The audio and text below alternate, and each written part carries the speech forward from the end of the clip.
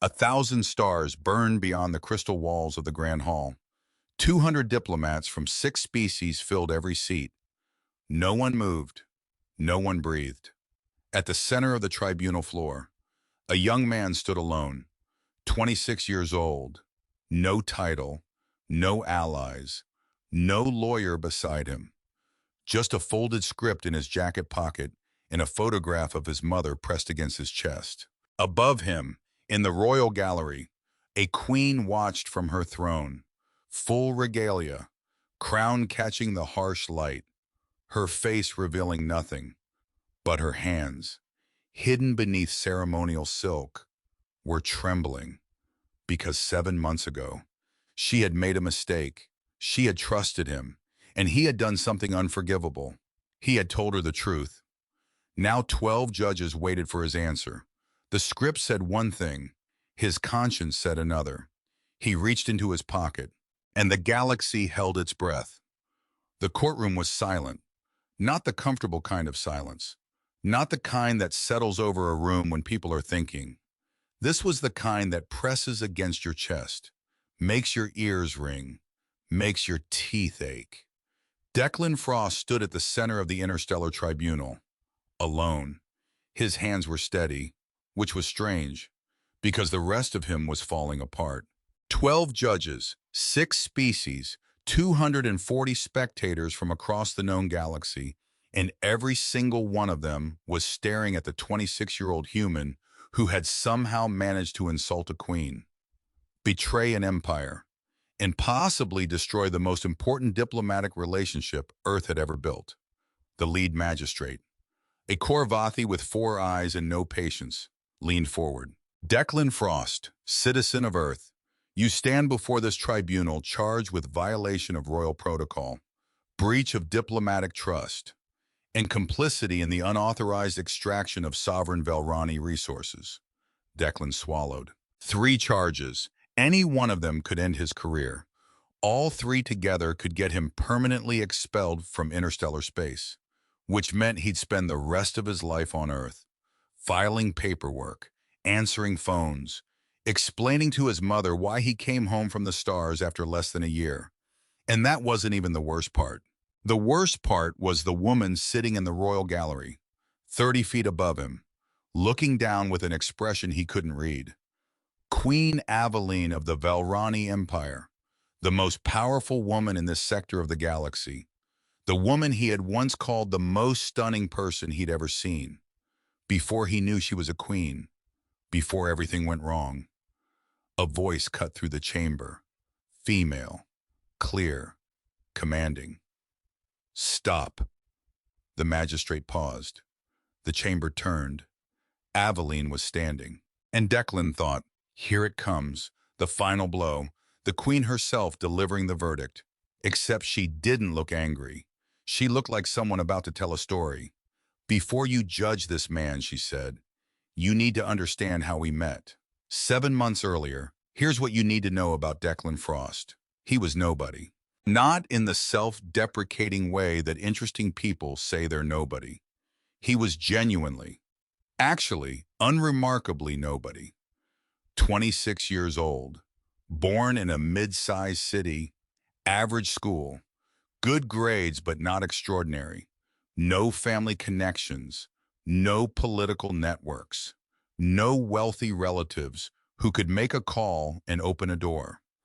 What he had was a test score. The Earth Diplomatic Corps entrance exam, 97.4 percentile, the kind of score that makes bureaucrats sit up in their chairs and say, well, we should probably do something with this one. So they did something with him. They sent him to space. Specifically, they assigned him as a junior trade negotiator to the Concordia Prime Diplomatic Summit, the largest interstellar gathering in a decade. Representatives from 43 species, hundreds of diplomats, thousands of protocols, and Declan Frost, who had been in his position for exactly 3 months and still sometimes got lost on the way to the bathroom in his own embassy. His direct superior was Director Hargrove, a career diplomat in his 60s, The kind of man who had been doing this so long that his face seemed permanently arranged into quiet dissatisfaction. Like the universe was a student who kept turning in work that was almost but not quite acceptable. Hargrove called Declan into his office the morning of the reception. Frost, sir, tonight is the opening reception at Concordia Prime. You will attend. Yes, sir. You will observe. Yes, sir. You will not speak unless spoken to. You will not approach any delegate above level 3 clearance. You will not touch anything, eat anything that looks unfamiliar, or make eye contact with any Velrani official for longer than 2 seconds. 2 seconds, got it. Hargrove studied him. The way a man studies a chair he's not sure will hold his weight. You're here because your test score was impressive. But test scores don't negotiate treaties. Experience does, and you don't have any. So tonight, your job is to stand somewhere unobtrusive, watch, learn, and above all else. He leaned forward. Do not embarrass me. Understood, sir. I mean it, Frost. I've spent 30 years building relationships in this sector.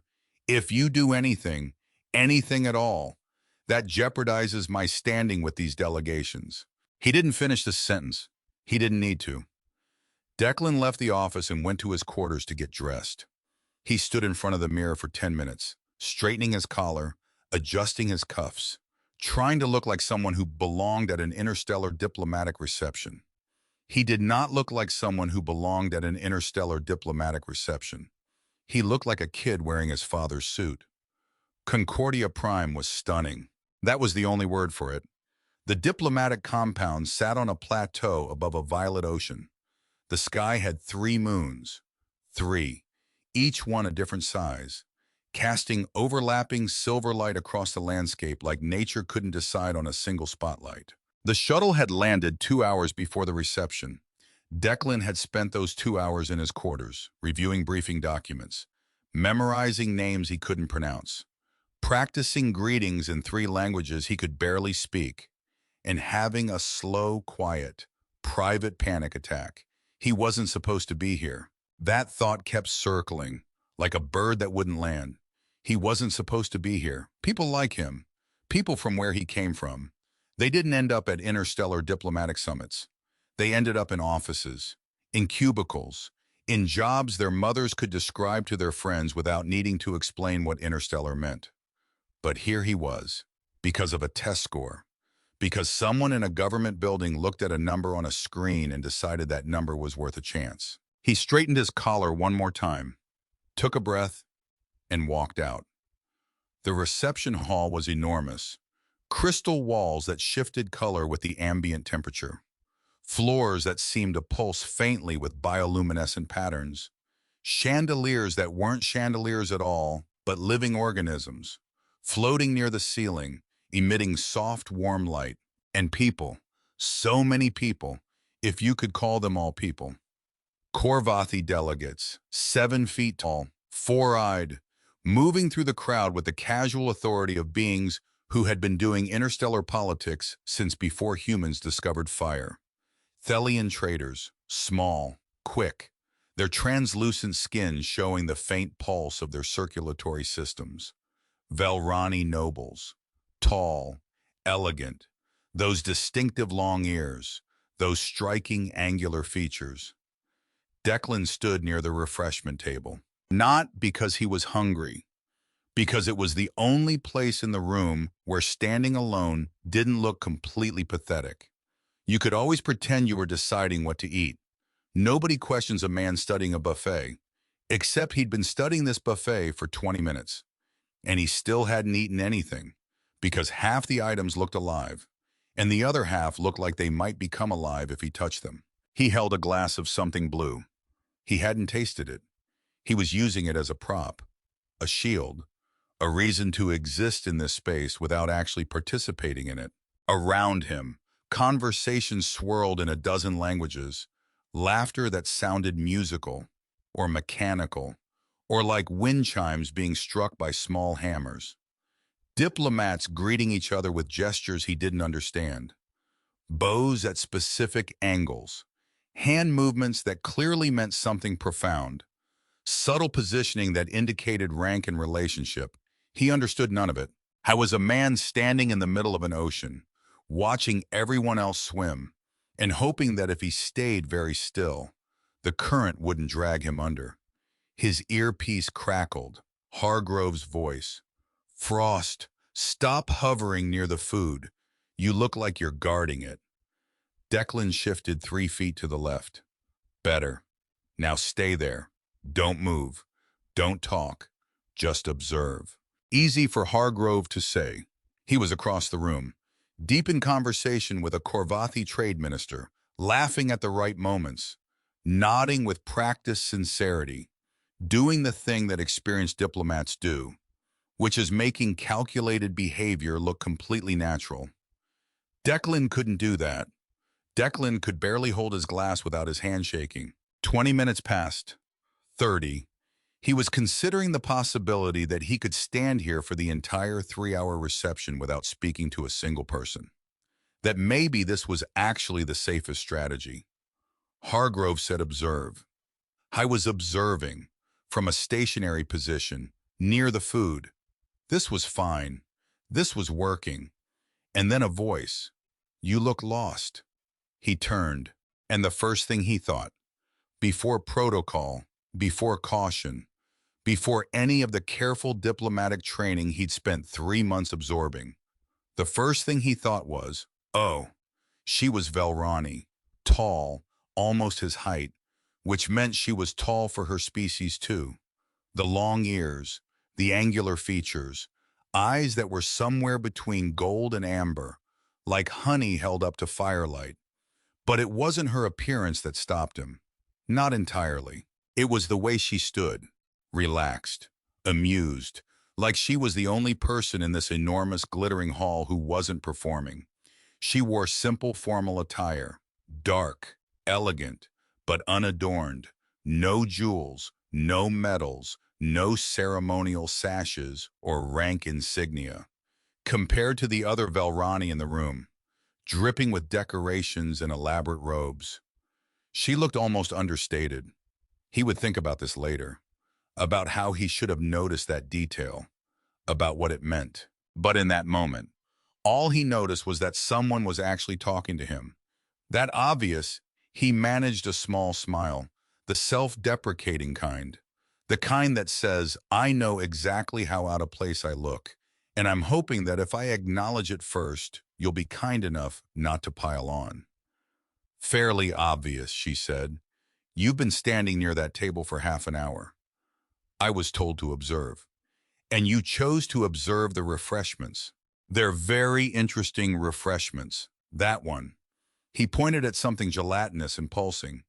Has moved twice since I've been standing here. She laughed. Not a polite laugh, not a diplomatic laugh. A real one, short, surprised, like she hadn't expected to find anything actually funny at this reception. And something in Declan's chest loosened, just slightly, just enough to let him breathe. I'm Declan Frost, he said, Earth Diplomatic Corps, Junior Trade Negotiator, which is a very generous title for someone whose main job is preparing briefing documents and trying not to embarrass his boss. And how is that going?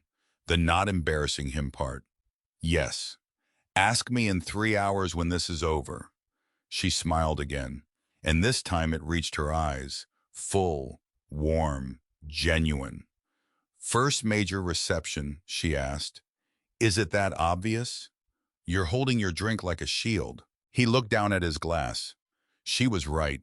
He was gripping it with both hands, holding it in front of his chest like it could protect him from the entire room.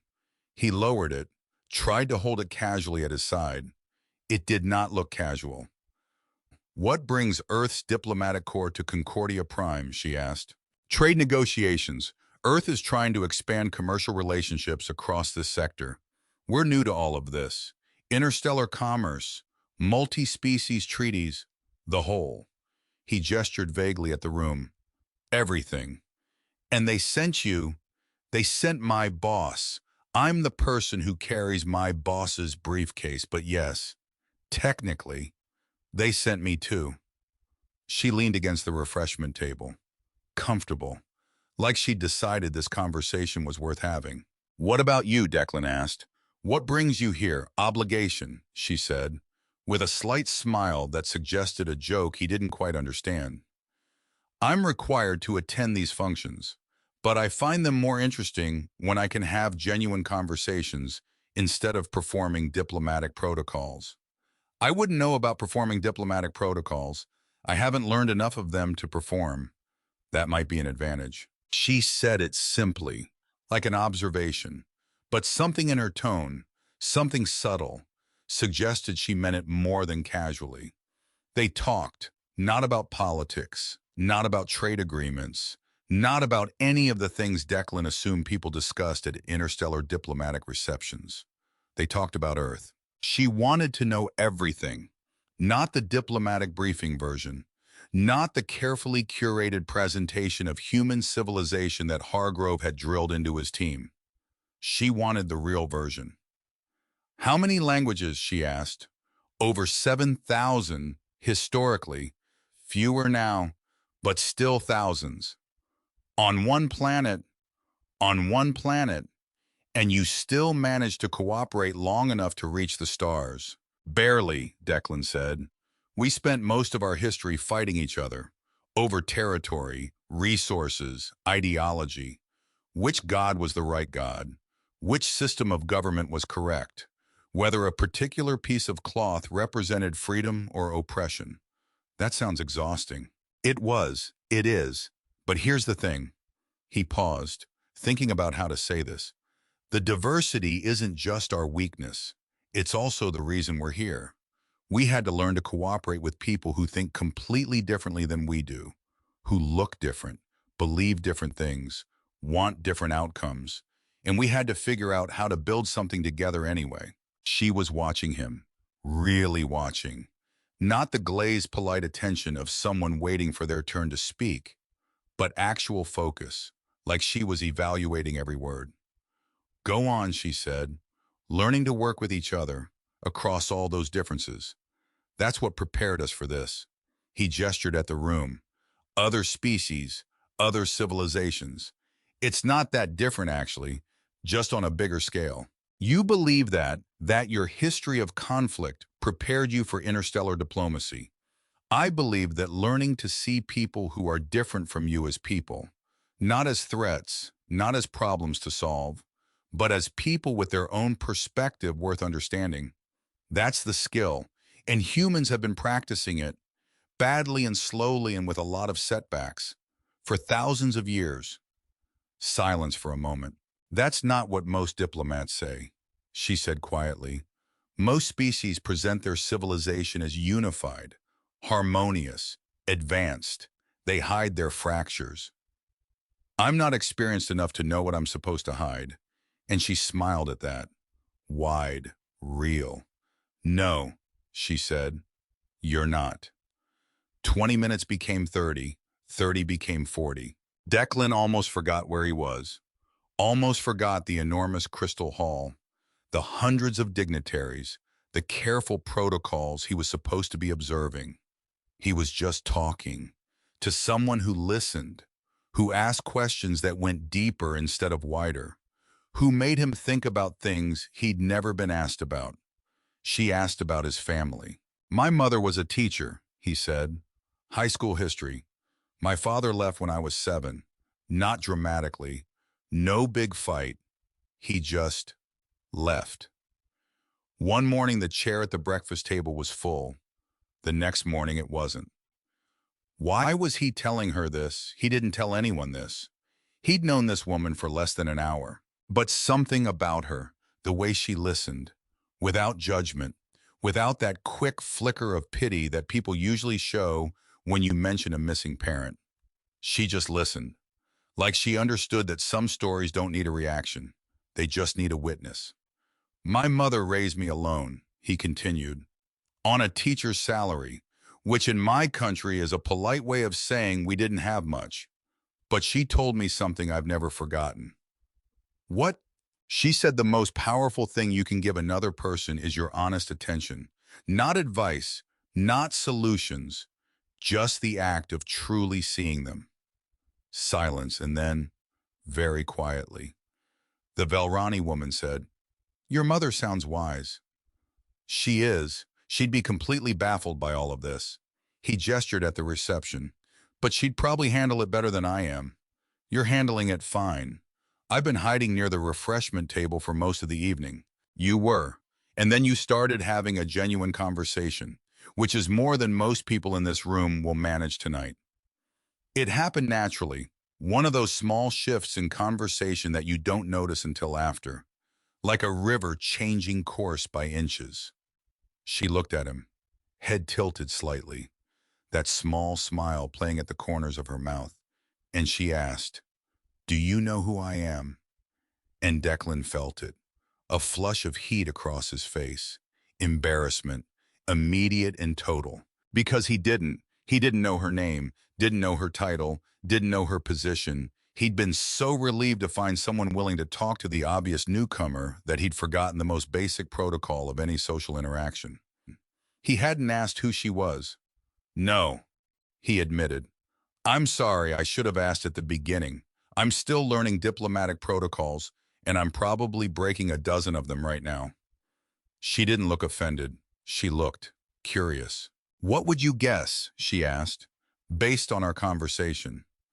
He studied her, actually looked. The simple attire, the confidence, the way she spoke about interstellar politics with the ease of someone who had lived it, not studied it. "Someone important," he said. "Definitely high-ranking. Cultural attaché, maybe. Or a senior diplomat. The way you talk about politics suggests serious experience." He paused. "Don't say it. Don't say it, Declan. You absolutely should not say what you're about to say." "But honestly," he said, because apparently his mouth had decided to operate independently from his brain, "my very first thought when you walked up to me was, don't. You are the most stunning woman I have ever seen. At this reception. At any reception. On this planet or any other planet I've ever been to." Silence. A very specific kind of silence. The kind that follows a sentence that cannot be unsaid, that hangs in the air like a glass that's just left someone's hand and hasn't hit the floor yet, but is absolutely going to hit the floor any second now. Her expression shifted. Surprise. Then something warmer, something almost vulnerable, like he'd said something she wasn't prepared for, which was strange, because she seemed like the kind of person who was prepared for everything. She opened her mouth to respond, and that's when the world ended. "Your Majesty." Two words, spoken by a deep voice behind them, accompanied by the sound of elaborate robes rustling, and a bow so deep the speaker's forehead nearly touched the floor. "Your Majesty, the council representatives are prepared for your address." "Your Majesty, Your Majesty." Declan's brain stopped working. Not slowed down, not stuttered, stopped. Like someone had reached inside his skull and yanked the power cord. Total system failure. Blue screen. Error. Error. Error. He looked at the man who had spoken. Tall Velrani. Older. Wearing ceremonial robes so elaborate, they probably had their own diplomatic clearance. Robes that announced, "I am very important, and I stand next to someone who is even more important." High Chancellor Draven, senior advisor to the Velrani throne, which meant the woman standing next to Declan, the woman he'd been chatting with for 40 minutes like they were at a casual bar, the woman he had just called, in front of no witnesses, thank God, but still called, the most stunning woman on any planet, was the queen of the Velrani Empire, one of the most powerful rulers in the known galaxy, commander of a fleet that could reduce Earth to a historical footnote, sovereign of 11 star systems, head of a civilization that had been conducting interstellar diplomacy for 6,000 years, a woman whose formal title took 4 minutes to recite in full, a woman who could end trade agreements with a single word, start wars with a gesture, reshape the political landscape of an entire sector by raising an eyebrow. And Declan Frost, from a mid-sized city on Earth, had just told her she was stunning, like they were at a bar, like he was trying to buy her a drink. Oh God. Oh no. Oh, absolutely not. His mind raced. Rewind. Please, someone rewind the last 45 minutes. There had to be a protocol for this. A diplomatic emergency procedure. Something you do when you've accidentally flirted with a head of state at an interstellar summit. There wasn't. He checked. Mentally. Scanning every briefing document Hargrove had ever given him. Page after page of protocols. Proper forms of address. Appropriate topics of conversation. Forbidden gestures. Cultural taboos to avoid. Not a single paragraph about what to do when you tell a queen she's the most beautiful woman on any planet. Because no one had ever been stupid enough to need that paragraph. Until now. His career was over. 3 months old and already dead. He could see the obituary. Declan Frost, junior trade negotiator, killed in action at a buffet table. Cause of death, his own mouth. Draven straightened from his bow, in his eyes, cold, calculating. Found Declan, studied him, dismissed him. All in about 1.5 seconds. A look that said, I know exactly what you are, and you are nothing. Your Majesty, Declan managed, his voice somewhere between a whisper and a prayer. I had absolutely no idea. Aveline held up one hand. And Draven, this enormous, imposing figure draped in ceremonial authority, went silent, immediately. Like a machine someone switched off. I'll address the council shortly, she said, her tone light, conversational, but underneath it, steel. Give me a few more moments. Draven bowed again, but before he retreated, he gave Declan a look, and this look was different from the dismissal. This one had heat, warning. It said very clearly, I don't know who you are, but I know what you just did, and you will regret it. Then he was gone, and they were alone again. Except nothing was the same. The air had changed, the ground had shifted. Declan was standing in the same spot, but the room was entirely different now. He started, stopped, started again.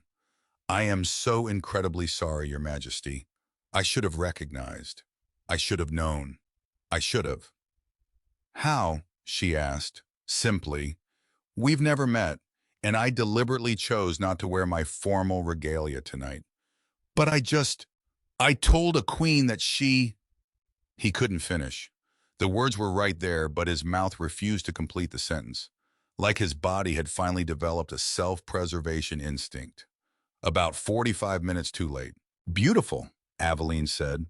Actually, you said I was the most stunning woman at this reception, and on any planet you've ever visited. I remember the compliment precisely. She was amused, visibly, unmistakably amused, which somehow made everything worse. That is completely inappropriate, Declan said. Every protocol I've been taught, every briefing I've read, everything my boss told me about tonight, I violated all of it. In one sentence. You have. I should probably go, immediately, before I somehow make this worse, which I will, because apparently that's my skill set, making things worse. You're not leaving, said like a fact, not a command, but also definitely a command. You spoke to me as a person tonight, she said, and her voice changed, just slightly. The amusement was still there, but underneath it, something else, something quieter. For 40 minutes, you were genuine, you were honest. You told me about your mother, your fears, your uncertainty. You didn't calculate a single word, because I didn't know who you were. Exactly, she said.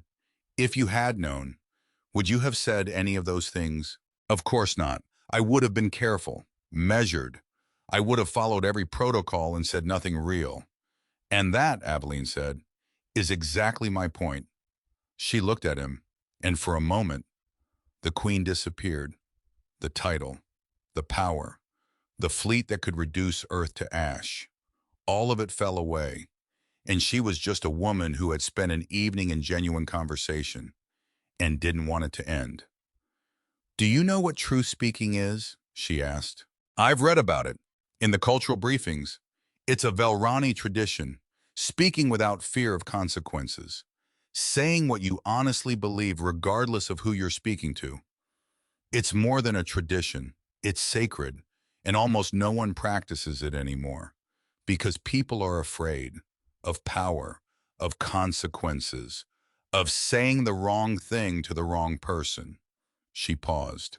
"You truth spoke to me tonight, without knowing it, without trying, simply because you didn't know you should be afraid. I'm afraid now. I know, because now you know my title. And titles, I've learned, destroy honesty faster than anything else in the universe." The formal dinner. The grand ceremonial hall of Concordia Prime. If the reception hall was impressive, this was breathtaking.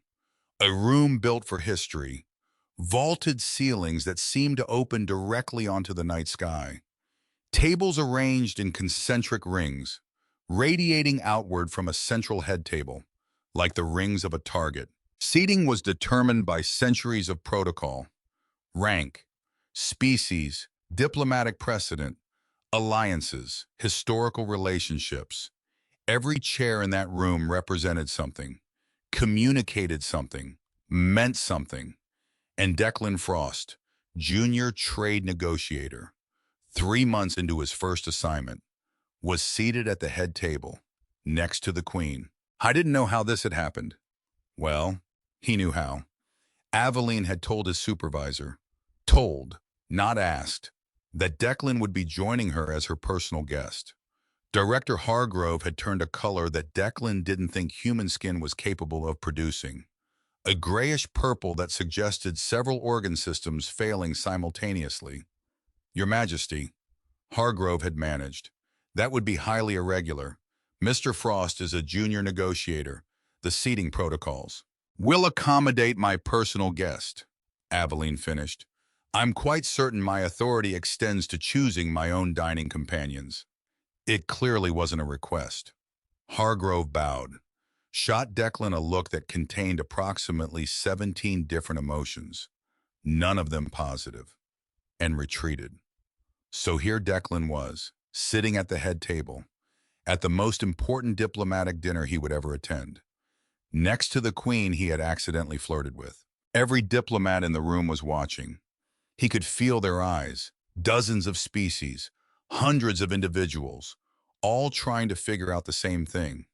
Who is the human? Why is he there? What political maneuvering resulted in a nobody from Earth sitting next to the Velrani Queen? Some looked shocked, others suspicious, a few looked envious. And Draven, seated 3 chairs down, looked at Declan with an expression that was perfectly composed on the surface and absolutely murderous underneath. "Try to relax," Aveline said quietly as servers began delivering the first course. "You look like you're expecting execution. Am I not? It's dinner, not a tribunal. I'm sitting at the head table at a major interstellar diplomatic function.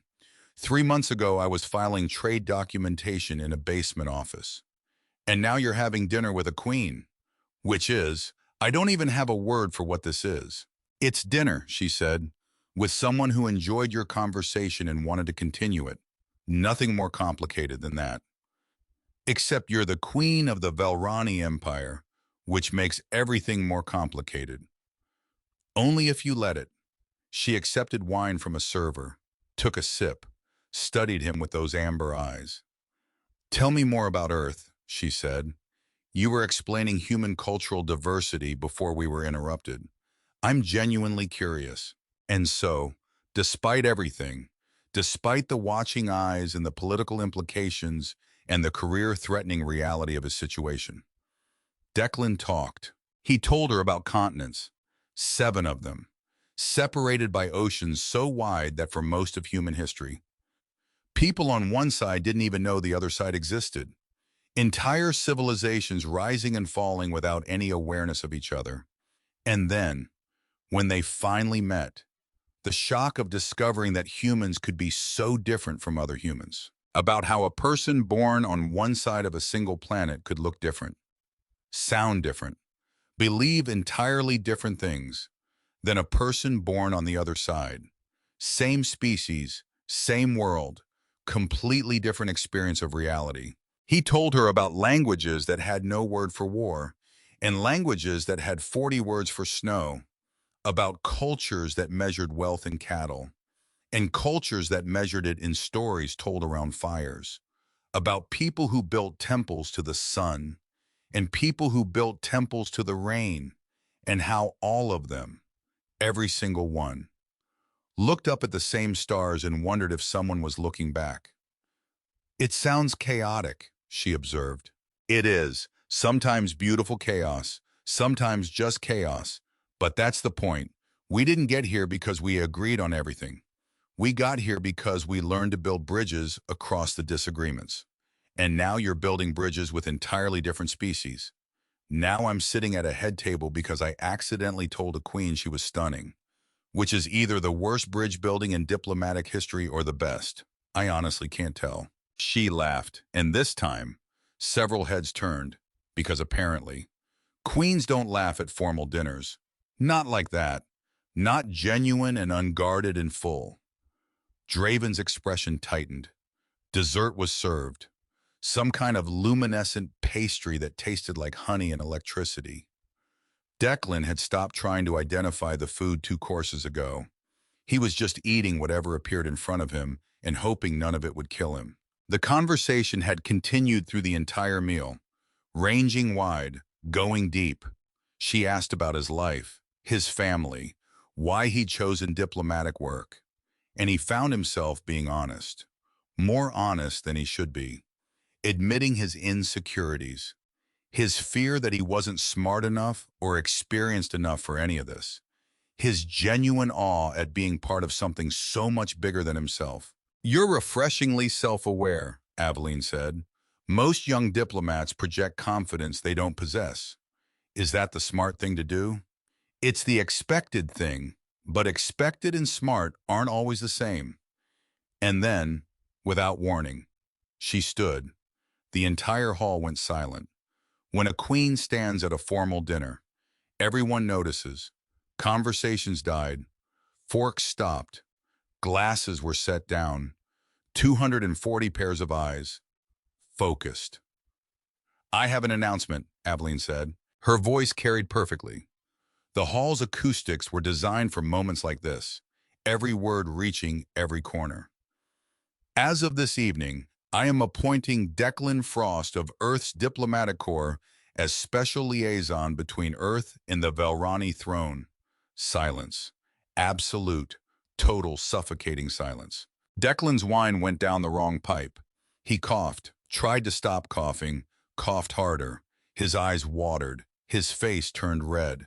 He was having a medical event at the head table of a major diplomatic dinner while a queen announced his promotion. This was fine. Everything was fine. Around the hall, reactions cascaded like dominoes. A Korvathi ambassador dropped his fork. A Thelian trade minister turned to her colleague with an expression that transcended species. Universal. The look that says, did that just happen?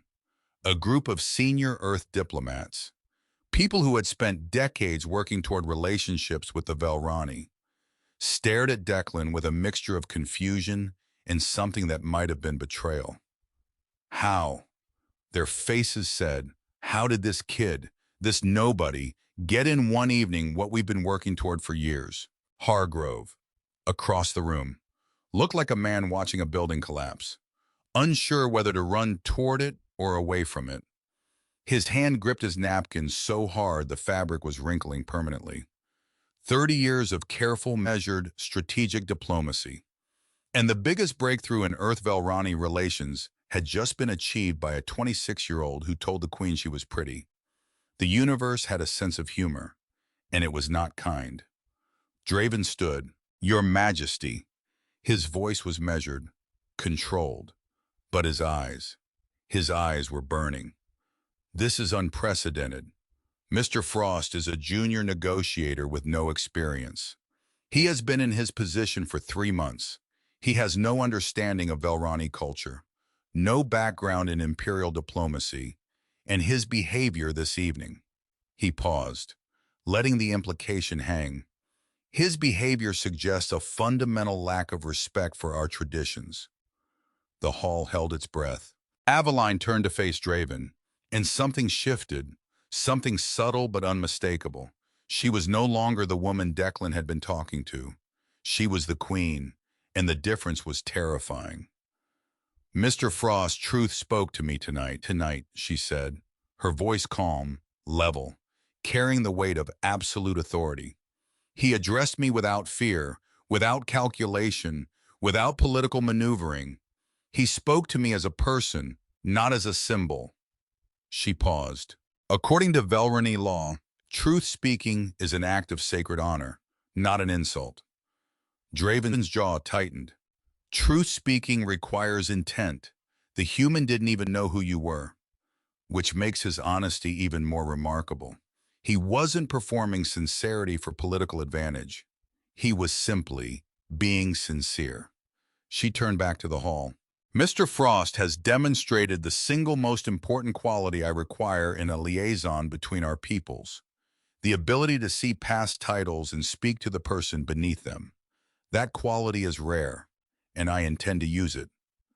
Draven sat down, slowly, like a man swallowing something that would poison him gradually rather than immediately.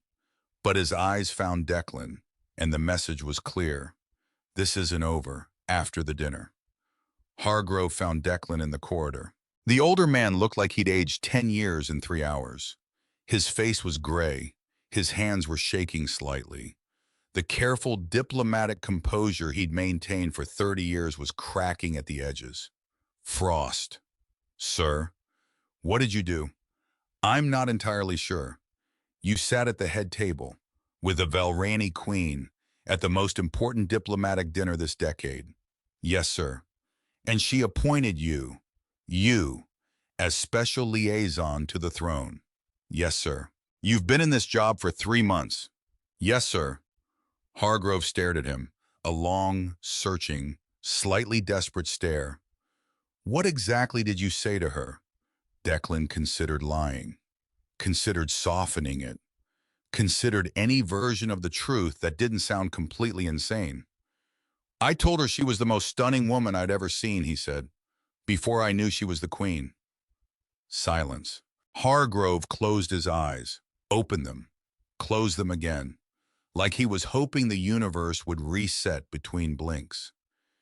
You complimented the queen of the Velrani Empire on her appearance. Yes, sir. Without knowing she was the queen. Yes, sir. And instead of having you arrested, she gave you one of the most prestigious diplomatic positions in the known galaxy. It appears that way, yes, sir. Hargrove leaned against the wall. He looked like a man reevaluating every assumption he'd ever held about how the universe worked. 30 years, he said, mostly to himself. 30 years of careful diplomacy, strategic relationships, measured words, and you, in one evening, accidentally. He trailed off, shook his head, then looked at Declan again. And something in his expression shifted. The shock was still there, the disbelief, but underneath it, something else. Something that looked almost like envy, not of the position. Hargrove had held positions far more senior than special liaison, but maybe of the simplicity of a man who got somewhere extraordinary not by calculating every step, but by forgetting to calculate it all. Frost. Sir, be careful. His voice was different now, quieter, almost gentle. The Velrani court is not like anything you've encountered. It's not about who's right, it's about who has leverage. And right now, you have the queen's attention, which means everyone in that empire is going to want to know why. And some of them, the dangerous ones, are going to want to use it. Use what? Her trust in you. It's a resource. And resources, in politics, get extracted. The word hung there. Extracted, like a warning, like a prophecy. Get some rest, Frost. You have no idea what you've gotten yourself into. He was right. Declan had no idea. Later that night, alone in his quarters, Declan sat on the edge of his bed and tried to make sense of what had happened. 8 hours ago, he was a nobody, a junior negotiator whose main qualification was a test score, whose boss told him to stand in a corner and not touch anything. Now he was special liaison to the Velrani throne, because he'd called a queen beautiful, because he hadn't known he should be afraid, because for 40 minutes, he'd been exactly who he was. No masks, no performance, no calculation, just a nervous kid from a mid-sized city who talked about his mother and his fears and the messy, beautiful chaos of being human. And somehow, that had mattered. I thought about Aveline, not the queen, the woman, the one who had walked up to him at the refreshment table because he looked genuine, the one who laughed at his jokes, really laughed, the one who said his honesty was rare and valuable, the one who looked, for just a moment, when he said she was stunning, not flattered, but seen, like no one had looked at her, the person behind the crown, in a very long time. And he understood something, something that made his chest ache in a way he didn't expect. That woman, that queen, she was surrounded by people every single day. Advisors, diplomats, military commanders, servants, thousands of beings whose entire purpose revolved around her existence. And she was lonely, not the kind of lonely that comes from being alone, the kind that comes from being surrounded by people who only see what you represent, never who you are. I knew that kind of lonely, different scale, but the same shape, growing up as the kid whose father left. People saw the situation, the single mother, the modest apartment, the free lunch card at school. They saw the story, not the boy inside it. Aveline lived that same reality, just dressed in silk and power instead of secondhand clothes and silence. And for 40 minutes at a refreshment table, neither of them had been their story. They had just been two people, talking, and that had been something neither of them expected to find tonight.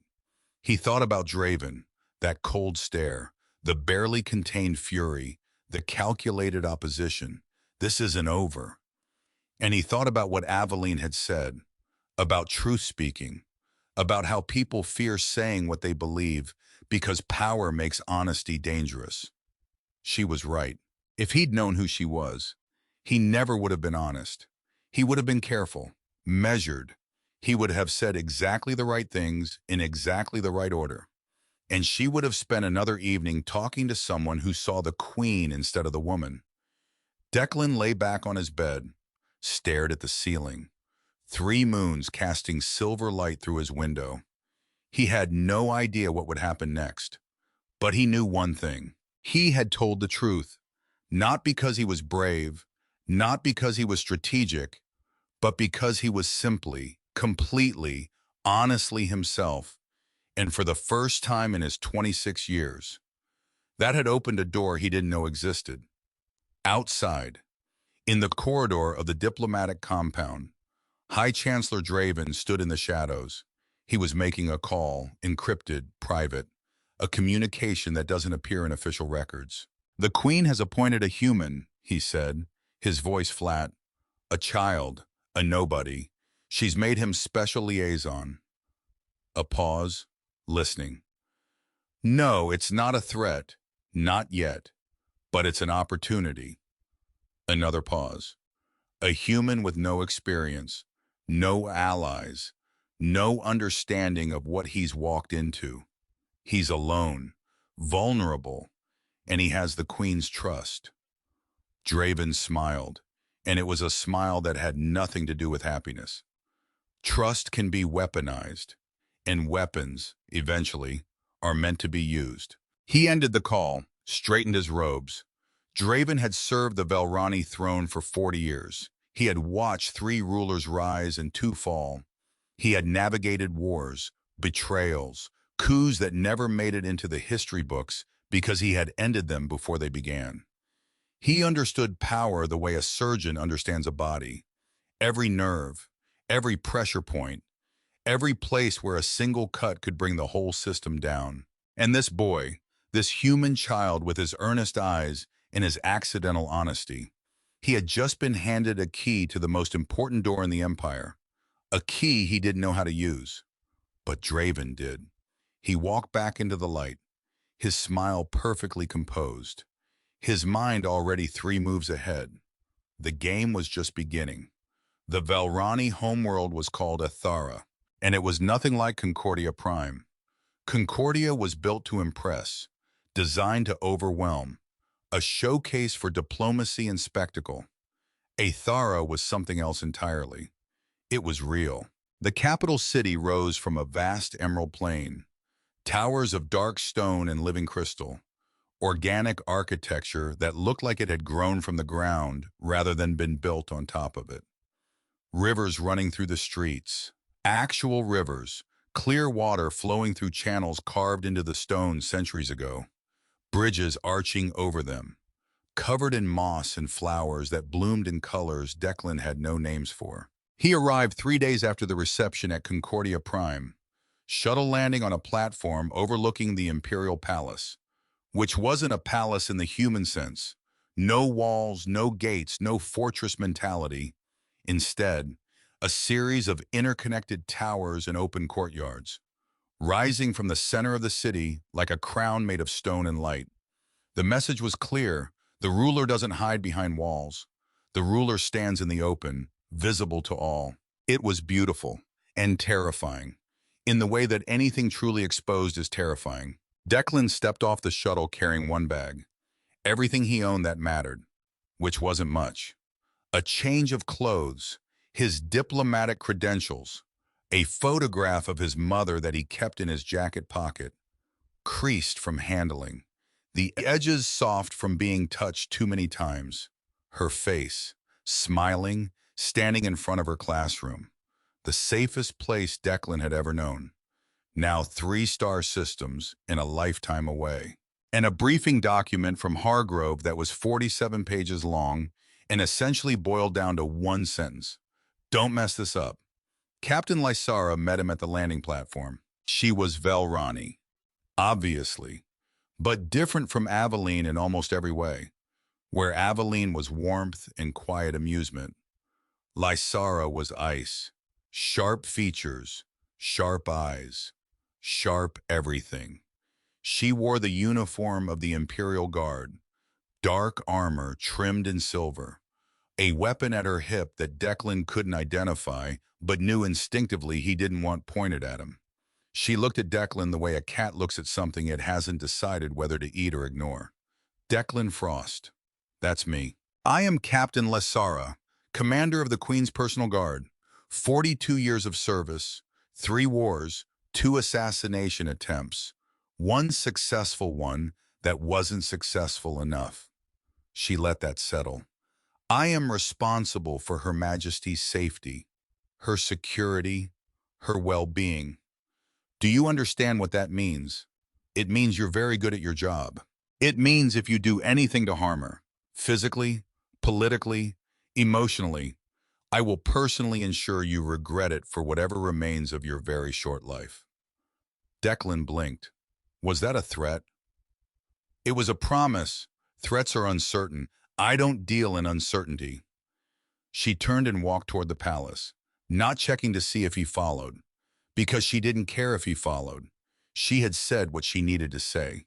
His compliance was his problem. Declan followed, because what else was he going to do? Stand on a landing platform on an alien world, alone, with one bag and a photograph of his mother.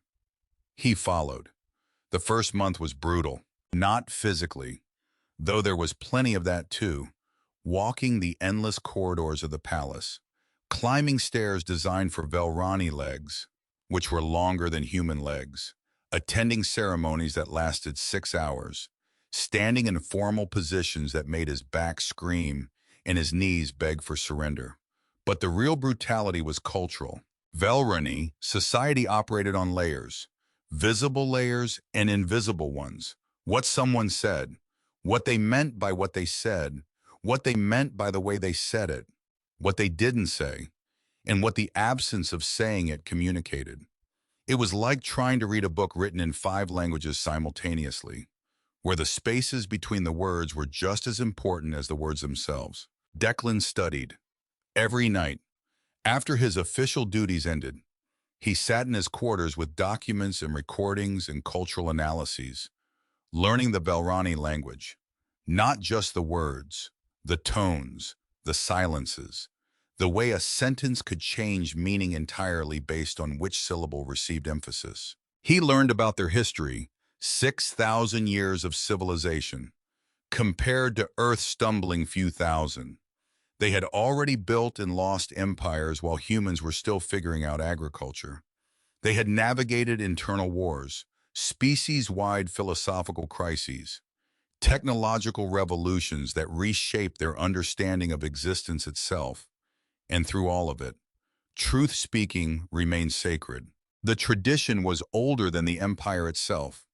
From a time when Velrani lived in small communities, before nations, before technology, before space travel, when a community's survival depended on absolute honesty between its members, because a lie, in a small group, could mean death.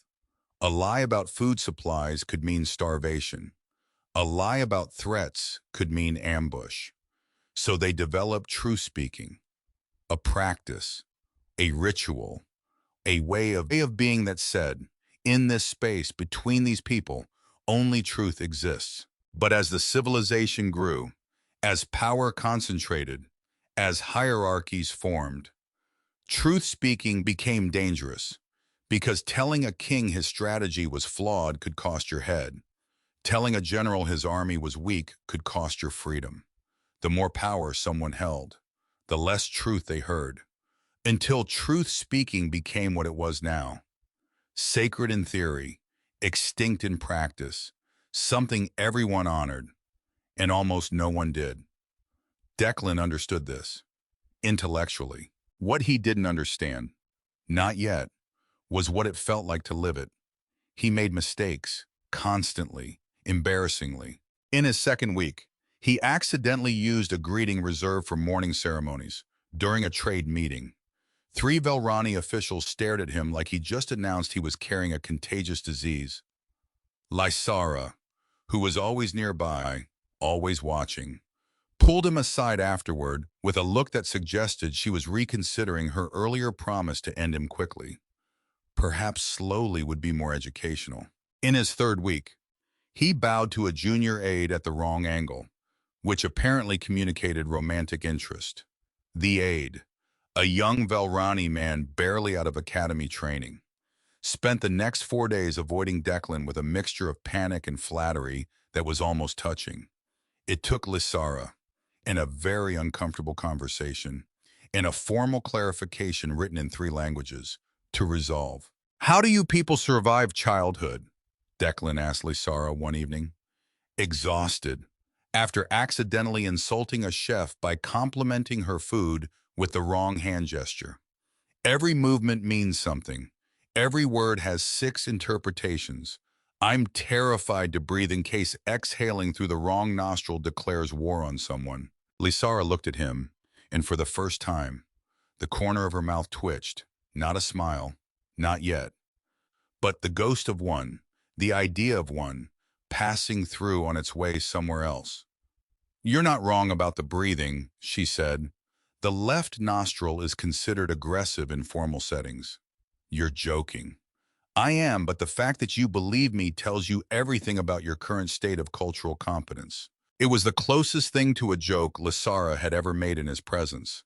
And Declan laughed, genuinely, because it was funny, and because he was tired enough to find anything funny, and because somewhere beneath Lysara's frozen exterior, there might actually be something resembling a sense of humor. He was learning, slowly, painfully, but learning. He saw Aveline regularly, sometimes in formal settings, council meetings where she sat on her throne and he stood among advisors, watching her navigate politics with the precision of a surgeon. Sometimes in smaller meetings, her private office, just her and a few trusted staff, discussing trade initiatives, cultural exchange programs, the mechanics of building a bridge between two civilizations, and sometimes, rarely, privately. Those were the moments that mattered. She would summon him to her study, late evening, when the official day was over and the diplomatic masks could come off, and they would talk, the way they had talked at that reception, honestly, without agenda, without performance. She asked about his mother, whether he missed her. He said yes, every day. And she nodded, like she understood something about missing people that went deeper than the word suggested. What does she think, Aveline asked, about you being here so far from home? She cried when I left, which she never does. My mother holds everything together for everyone else. But at the spaceport, when I was about to board the shuttle, she grabbed my hand and said, "Remember who you are when nobody is watching. That's the real you." She sounds like someone who understands truth speaking. She's never heard the term, but yes, she lives it, every day. Aveline was quiet for a moment. Then, "I envy that, having someone who tells you the truth simply because they love you, not because they want something, not because they're obligated, just because. You don't have that. I have advisors who tell me what they think I need to hear. I have ministers who tell me what serves their agendas. I have Draven, who tells me what serves his vision of the empire. And I have an entire civilization that tells me I'm wise and strong and perfect, because that's what you tell a queen, even when it's not true, especially when it's not true." He asked about her family, and for the first time, he saw something flicker across her face. Not quite pain, not quite sadness, something more tired than that. "I became queen at 23, she said. "My mother died, suddenly, no warning. One day she was here, the next she wasn't. And I, the eldest daughter, was standing in a room full of advisors. Warning. One day she was here, the next she wasn't. And I, the eldest daughter, was standing in a room full of advisors who needed me to be something I wasn't ready to be." 23, Declan repeated. 3 years younger than he was now. 3 years younger and handed an empire. "I didn't grieve," she continued. "There wasn't time. The transition of power required ceremonies, decisions, demonstrations of strength. If I showed weakness, even for a day, Draven and others like him would have used it. So I stood tall, spoke clearly, made decisions with confidence I didn't feel. You performed. I survived. Performance was the tool I used. And it worked. It worked for the empire. It worked for stability. It worked for everyone except me." She paused, looking out the window at the city below. "Because somewhere in those first months, I stopped being Aveline and became only the queen, and nobody noticed the difference." Silence. "Until you," she said, not looking at him, "standing by a refreshment table, holding your drink like a shield, not knowing who I was, not caring about my title, just seeing a person." Declan didn't know what to say, so he didn't say anything. He just sat there, present, witnessing. His mother had taught him that sometimes the most powerful thing you can do for someone isn't to speak, it's to stay. The second month, Declan noticed something changing, not in Aveline, in himself. How he was getting better at his job, learning the protocols, navigating the politics, understanding which words to use and which to avoid, when to bow and how deeply, when to speak and when to let silence communicate for him. He was becoming careful, and that word, careful, sat in his chest like a stone. Because careful was the opposite of what had gotten him here. He hadn't been careful at that reception. He'd been reckless, honest, unfiltered. He'd said exactly what he thought without calculating the consequences. And now, 4 months in, he was calculating everything. Which greeting for which official? Which topic was safe for which setting? Which smile to use when Draven looked at him across a council chamber? The diplomatic smile, the one that said nothing, meant nothing, protected everything. He caught himself one day, mid-sentence, about to tell Aveline that a particular trade proposal was flawed, and instead of saying it directly, the way he would have said it 3 months ago, he rephrased, softened, wrapped the criticism in so many layers of diplomatic language that by the time it reached her ears, the truth had been buried alive. She accepted his input, nodded, moved on. And Declan sat there thinking, she didn't hear what I actually meant because I didn't actually say it. This was what power did, not to the people who held it, but to the people who stood near it. It taught you, slowly, patiently, with infinite repetition, that honesty was a risk, and risk was to be managed. He was performing, just like everyone else. And worse, he hadn't even noticed when it started. It crept in, gradually, like cold water rising around your feet, so slowly you don't realize you're drowning until the surface is already above your head. One evening, Aveline looked at him during a private meeting, studied him, the way she had that first night, but different, like she was looking for something she used to see and couldn't find anymore. She didn't say anything about it, but Declan felt it, the gap, growing. Month 5, and the world broke open. It started with a document. Declan was reviewing trade agreements in his quarters. Standard work, boring, important but boring. Paperwork that keeps civilizations running but puts individuals to sleep. And buried in the appendix of a routine Earth Diplomatic Corps logistics report, a line, Resource Extraction Survey, Sector 7 Gamma, Velrani Sovereign Territory, classification, restricted. He almost missed it, almost turned the page, almost went to bed and woke up the next morning still the man he was. But he didn't miss it. He pulled the thread. Late nights, encrypted archives, cross-referencing shipping manifests with geological surveys, following the paper trail the way his mother had taught him to follow a story. Don't look where they tell you to look where they tell you not to. His hands shaking as the pieces connected, one document leading to another, each one worse than the last. Mining schedules, extraction volumes, transport routes designed to avoid Velrani patrol sectors, a whole infrastructure of deception, built carefully, over months, under the diplomatic cover that Declan's own position provided. How was the cover story? His role, his relationship with the Queen, his access. It was all part of it. Whether Hargrove had planned it that way from the beginning or simply recognized the opportunity when it appeared didn't matter.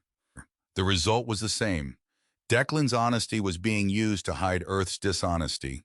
And there it was. Earth, his Earth, the civilization he'd spent months proudly explaining to Aveline, was secretly mining rare minerals in a region of Velrani space that was not only sovereign territory, but sacred ground. Valith, the Velrani called it, the birthplace, a region of space where their oldest legends said the first Velrani drew breath. He had read about Valith in his cultural studies. It was mentioned in almost every Velrani text, the way Jerusalem is mentioned in human religious writing, the way the ocean is mentioned in every island culture's origin story. It wasn't just a place, it was the place, the beginning, the foundation on which 6,000 years of civilization had been built. And Earth was drilling into it, extracting from it, treating it like any other resource deposit, like a rock with useful things inside. Declan sat in his quarters, staring at the data on his screen, and felt something he hadn't felt since arriving on Athara. Shame, not embarrassment, not the awkward heat of making a cultural mistake. Shame, deep, real, the kind that sits in your stomach like a fist, because he understood what Aveline would feel when she found out. Not if, when. He understood it the way you understand that fire burns, that gravity pulls, that some betrayals don't heal. It wasn't just illegal, it was desecration. And Director Hargrove was running the operation. He confronted Hargrove via encrypted communication, his hands shaking so badly he had to lock his fingers together to type the access code. Hargrove's face appeared on screen, that permanent expression he wore, measured displeasure. But when Declan told him what he'd found, the displeasure shifted to something else.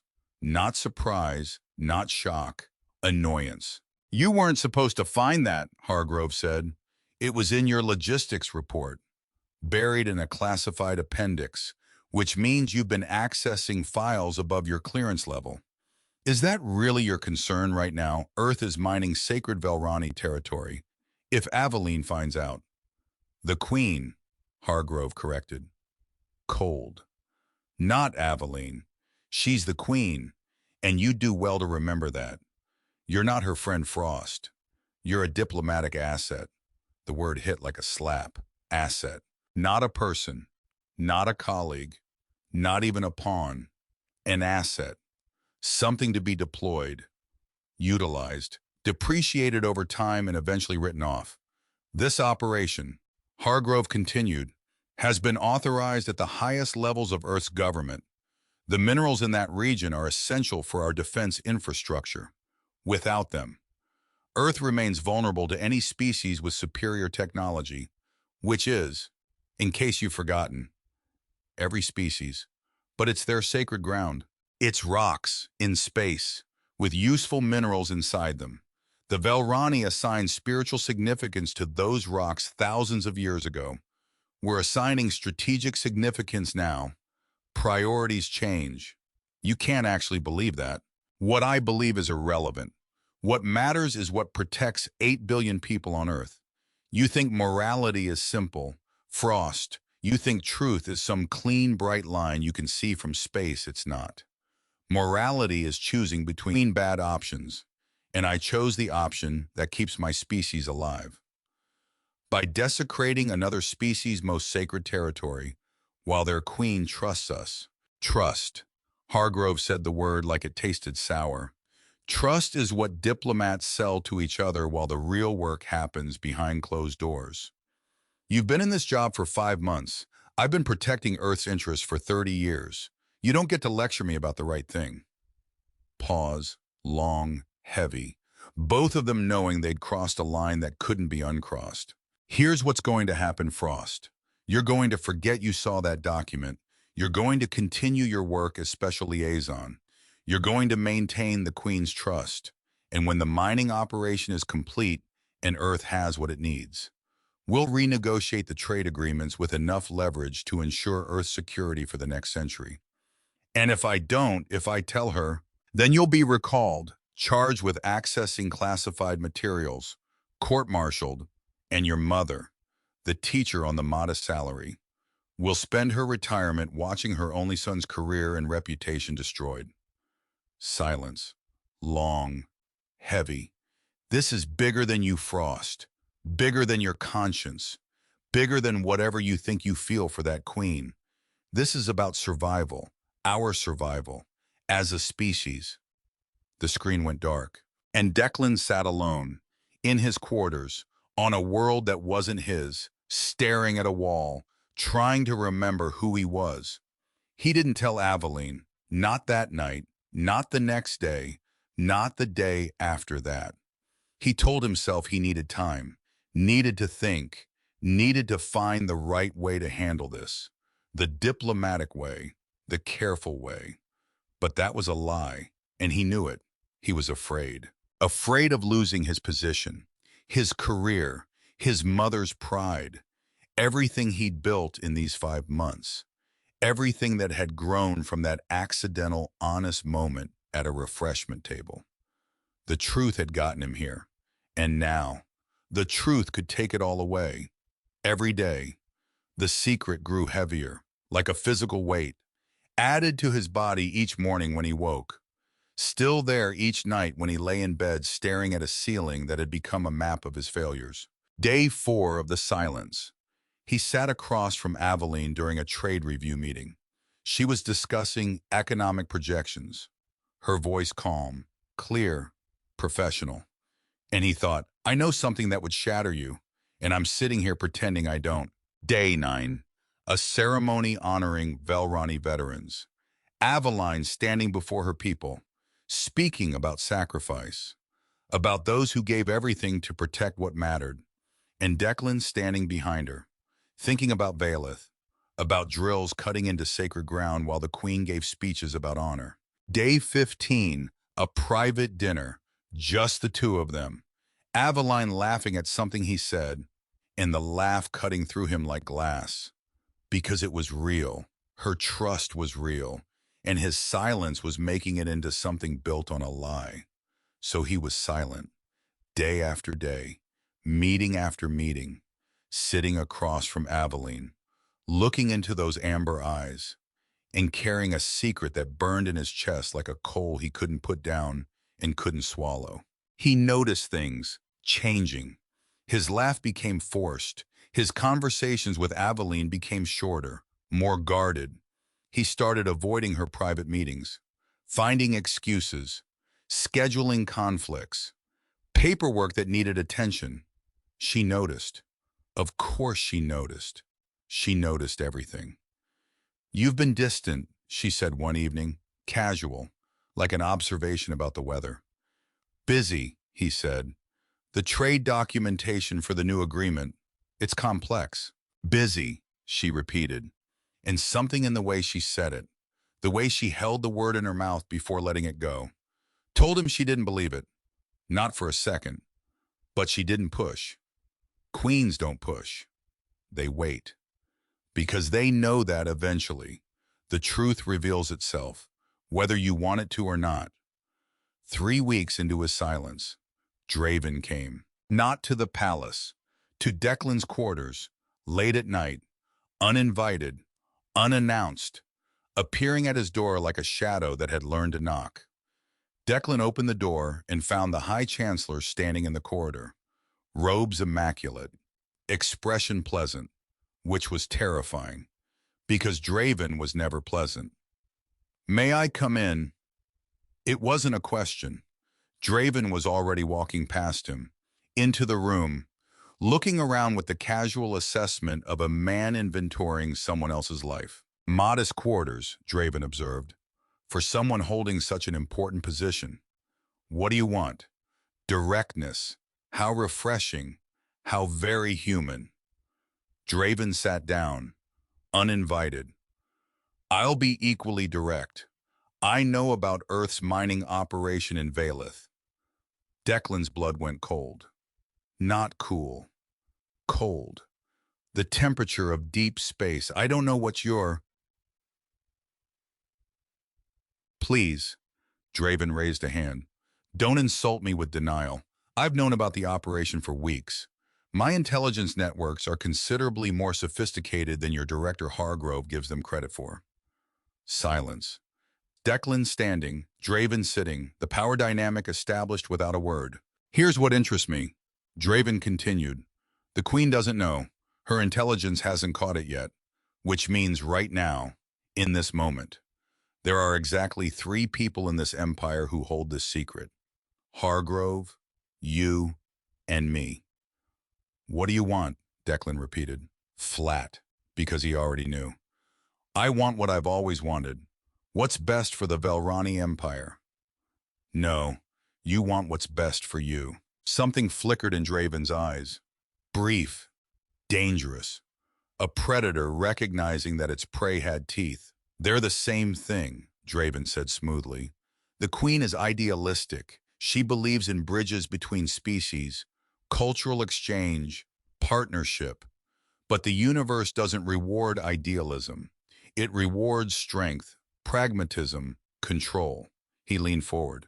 Aveline is a good queen, but she trusts too easily, opens too widely, and that trust, that openness, will eventually be exploited by someone, if not by Earth, then by whoever comes next. So what? You protect her by controlling her. I protect the empire by ensuring it isn't destroyed by a ruler who mistakes kindness for strategy. Pause. Here's my proposal. You continue your role as special liaison. You continue to hold the Queen's trust. And when I need information about her plans, her positions, her vulnerabilities, you provide it. You want me to spy on her. I want you to help me protect her from herself. And if I refuse, Draven stood slowly, the way a man stands when he wants you to understand that the conversation was never between equals. If you refuse, I release the information about Earth's mining operation publicly in a way that makes it clear you knew and said nothing for 3 weeks. He let that settle. How do you think the Queen will react, the woman who valued your honesty above all else? Learning that you held a secret about the desecration of her people's most sacred ground. For 3 weeks, Declan couldn't speak because Draven was right. The truth of it sat in his throat like broken glass. You have 3 days, Draven said, walking toward the door. After that, I act, with or without your cooperation. He paused at the threshold, turned back, and added, almost conversationally, like a man mentioning the weather.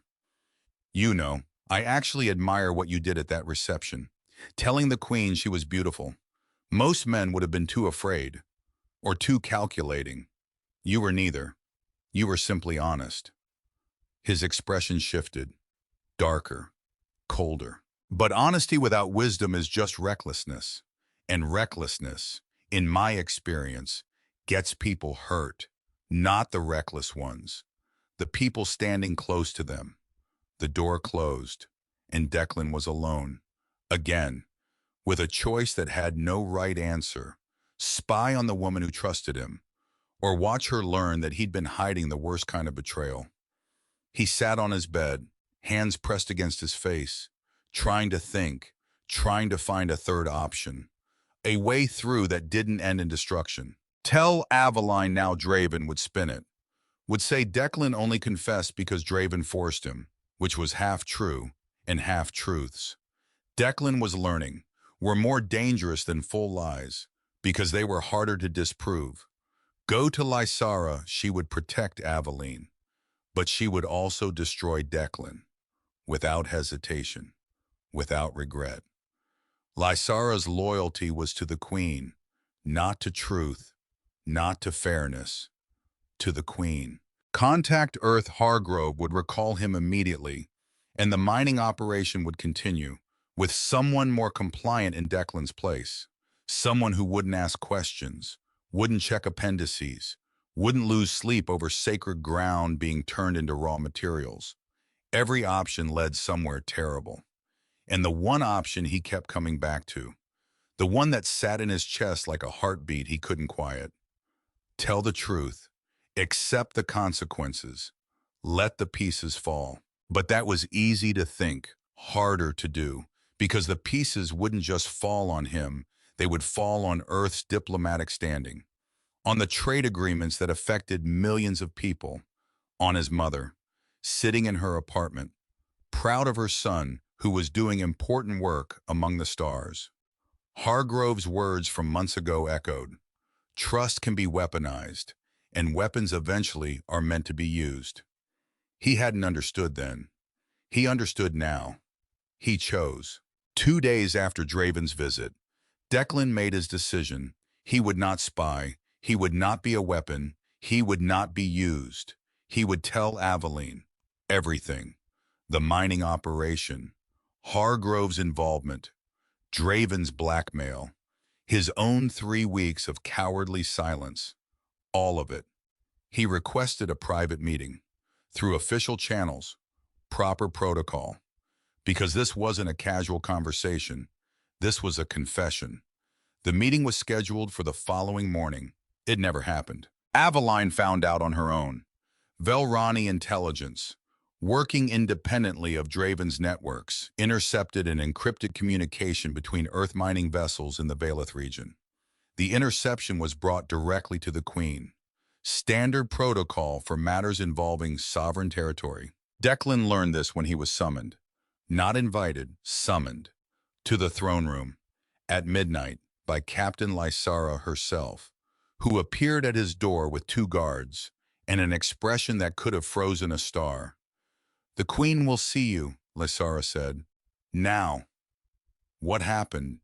You know what happened?" He did. He could see it in her face, in the way the guard stood too close, in the way Lysara's hand rested on her weapon, not gripping it, just touching it. A reminder. The walk to the throne room was the longest walk of Declan's life. Dark corridors, silent palace. No officials, no staff, no witnesses. Just Lysara, two guards, and Declan, moving through halls that felt narrower than they ever had before, like the palace itself was closing around him. He had walked these corridors hundreds of times, knew every turn, every window, every place where the light changed color as it filtered through the crystal walls. This was his world now, or it had been. He passed the corridor where he and Aveline had once stopped during an evening walk. She had pointed out a mosaic on the wall, ancient, depicting the first true speaker in Velrani legend, a woman who stood before a king and told him his war would fail. The king executed her. The war failed. And the Velrani built this mosaic to remind themselves that killing the messenger doesn't kill the truth. Declan had looked at that mosaic and thought, what a beautiful story. Now he looked at it and thought, the messenger still died. The throne room doors opened. Aveline was alone, not sitting on her throne, standing in the center of the room, in simple clothes, no crown, no regalia, like the night they'd met. Except everything was different, because the woman standing in front of him wasn't the amused stranger from the refreshment table. She was the queen, and she was hurt. He could see it, not in any dramatic way. No tears, no trembling. Velrani queens don't break where people can see, but in her eyes, in the way she held herself, perfectly still, perfectly composed, like someone holding a cracked glass with absolute precision, knowing that one wrong movement would shatter it. "Tell me what you know," she said. Not a question, in order, but quiet, almost gentle, which was worse. Declan told her everything. The document he'd found, the mining operation, Hargrove's justification, the classified materials, Draven's visit, the blackmail attempt, everything. And when he was done, she asked only one question. "How long have you known?" He could lie, he could say a few days, he could minimize, soften the blow, calculate the answer that would cause the least damage. But that would make him exactly what she feared. Another person who calculated their words in her presence. Another performer. Another liar wearing the mask of honesty. 3 weeks, he said. Silence, not the comfortable kind they used to share. Not the kind that exists between two people who trust each other enough to let words rest. This silence was a wall, built in real time, brick by brick, between them. 3 weeks, Aveline repeated, her voice steady, controlled. You knew that my people's most sacred territory was being desecrated by your people, and you said nothing for 3 weeks. I was trying to find the right way too. There is no right way. She cut him off, not with anger, with exhaustion. There is only the truth, or the absence of it. She looked at him, and for the first time, he saw something in her eyes that he would remember for the rest of his life. Not anger. Anger he could have handled. Anger burns hot and fades. This was something colder, quieter, more permanent. Disappointment. The first time you spoke truth to me, she said, you didn't know who I was. You had nothing to lose, nothing to fear, and you said what you honestly thought. Pause. I gave you a position, a title, trust, access. I gave you reasons to be careful, and the moment you had something to lose. She paused. Let it land. Land. You chose silence. I was afraid. Everyone is afraid. Fear is not the issue. The issue is what you do with it. I was going to tell you. Tomorrow. I had a meeting. Tomorrow, she said, and the words sounded like a door closing. Truth that arrives on your schedule, when it's convenient, when you've prepared your explanation. That isn't truth speaking. That's damage control. Declan had no response, because she was right about everything. I didn't need you to be perfect, Evelyn said. And now, finally, something cracked in her voice, just barely, just enough. I needed you to be honest. That's all I ever needed from you. The one thing I asked, the one thing you promised without saying it, by being who you were that first night. She paused, and when she spoke again, her voice was steady, but the steadiness cost her something. He could see it, the effort of holding herself together, the discipline of a woman who had learned at 23 that breaking was a luxury queens couldn't afford. You told me about your mother, she said, about honest attention, about seeing people as they are. I believed you. I believed that was who you were. It is who I am. No, she said, simply, quietly, devastatingly. It's who you were, before you had something to lose. She turned away, faced the window, the city glowing below, a queen looking out at her world. Alone, the way she had always been alone, the way she had briefly, for a few months, believed she might not have to be anymore. Leave. One word, final. Aveline, you will address me as your majesty, she said, without turning around. Your liaison position is suspended, effective immediately. Return to your quarters and await further instructions. Declan stood there for 3 seconds, 5, 10, waiting for her to turn around, to look at him, to give him any opening, any crack in the wall. She didn't turn. He left. Outside the throne room, Lysara was waiting. She fell into step beside him, silent. The guards stayed behind. It was just the two of them, walking through dark corridors. They walked in silence for a long time, their footsteps echoing off stone walls, the sound bouncing back like accusations. Then Lysara spoke. I warned you.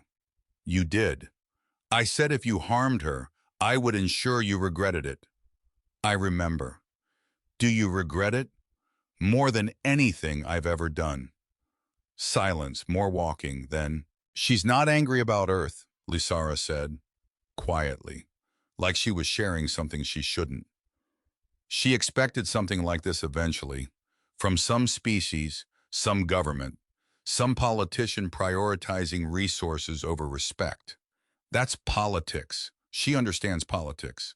Then why? Because of you.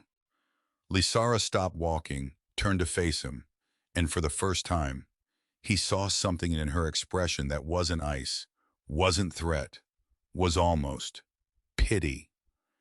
You were the one person, the only person, who spoke to her without fear, without agenda. You were proof that honesty could exist in her world, that truth-speaking wasn't just a relic, that someone, somewhere, could see her as Aveline, not the queen. She paused. And you knew something that would hurt her, and you hid it. For 3 weeks, you, the truth speaker. The words landed like stones dropped into still water, sinking, sending ripples outward. Do you understand the difference, Lysara asked. She can survive political betrayal. She survived it before.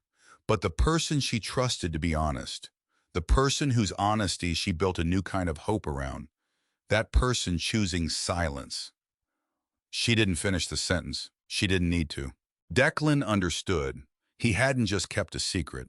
He'd broken the thing that made their relationship meaningful, the thing that made him different from every other calculated diplomat in her world. And the worst part, the part that would keep him awake for every remaining night on this planet, was that he couldn't even blame anyone else. Hargrove had threatened him. Yes. Draven had blackmailed him. Yes. But the silence, the 3 weeks of looking into Aveline's eyes and saying nothing, that was his choice. his alone. Nobody made him silent. Fear did, and fear lived inside him. Not in Hargrove's office, not in Draven's threats, in him. What happens now, he asked. Draven has filed formal charges with the Interstellar Tribunal. Violation of royal trust, complicity in an authorized resource extraction, failure to disclose material information to a sovereign ruler. And Aveline, the queen, Lysara corrected firmly, will neither defend nor prosecute you. She has recused herself from the proceedings. What does that mean?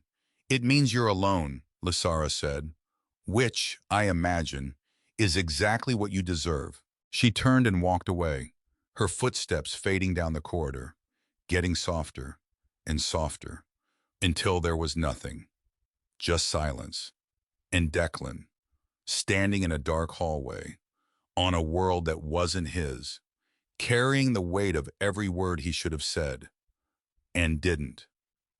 3 days later, the Interstellar Tribunal was convened. Declan received formal notification via diplomatic channel. Cold, bureaucratic, a document that reduced a human crisis to numbered paragraphs in official language. Charges filed by High Chancellor Draven of the Velrani Empire. On behalf of the Velrani people, Count 1, breach of royal trust. A liaison officer who withheld critical intelligence from the sovereign he was appointed to serve. Count 2, complicity in unauthorized resource extraction. Knowledge of and failure to report illegal mining operations in sovereign Velrani territory. Count 3, violation of diplomatic oath.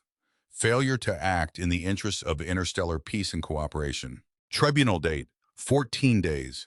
Director Hargrove sent a message. Brief, efficient, bloodless. You will be provided with a defense script. Follow it exactly. Emphasize cultural misunderstanding. Express diplomatic regret. Protect Earth's interests.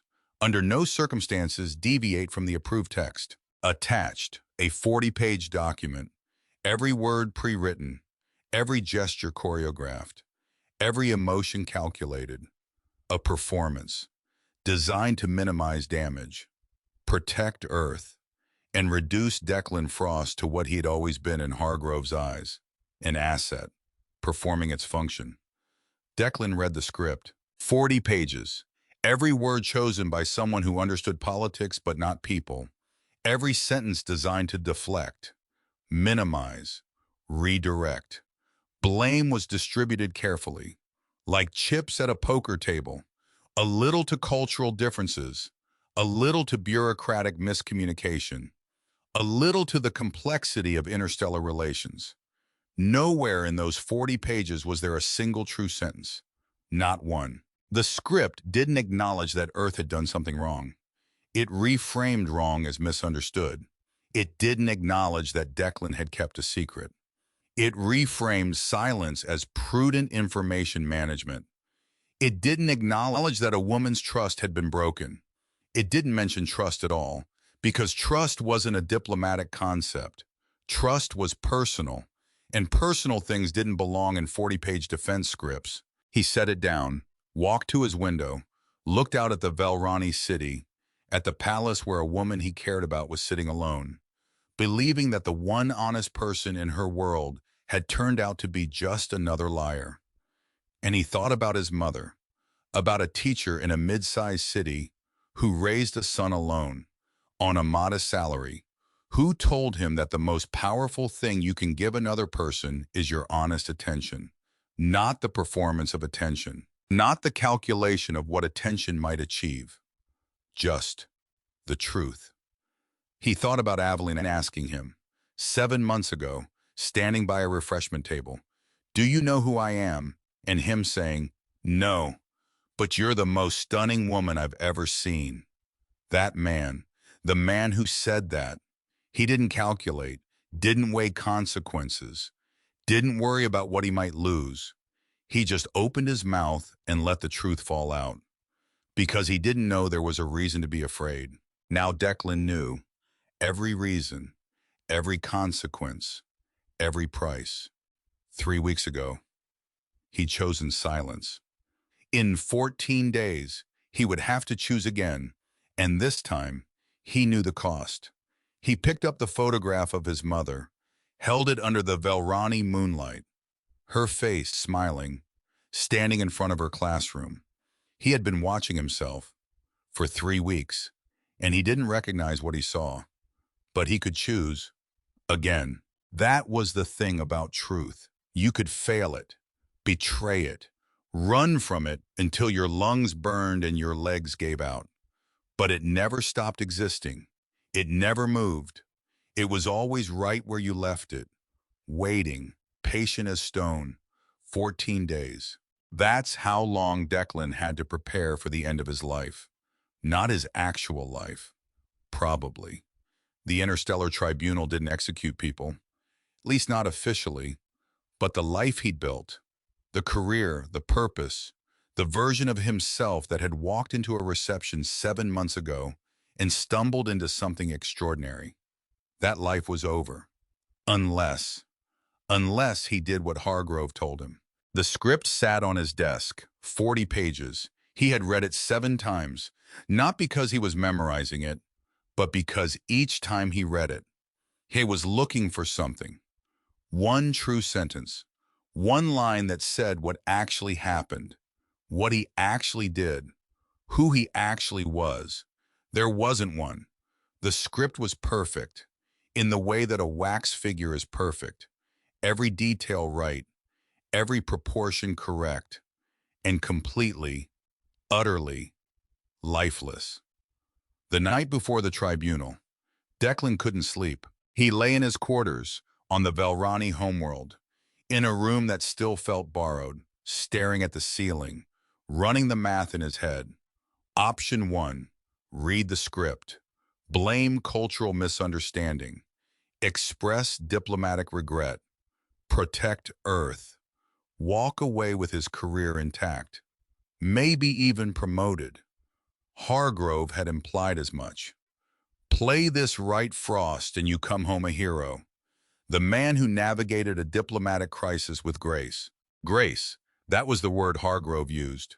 Grace, as if lying to a tribunal, in a language that considered truth sacred, was graceful.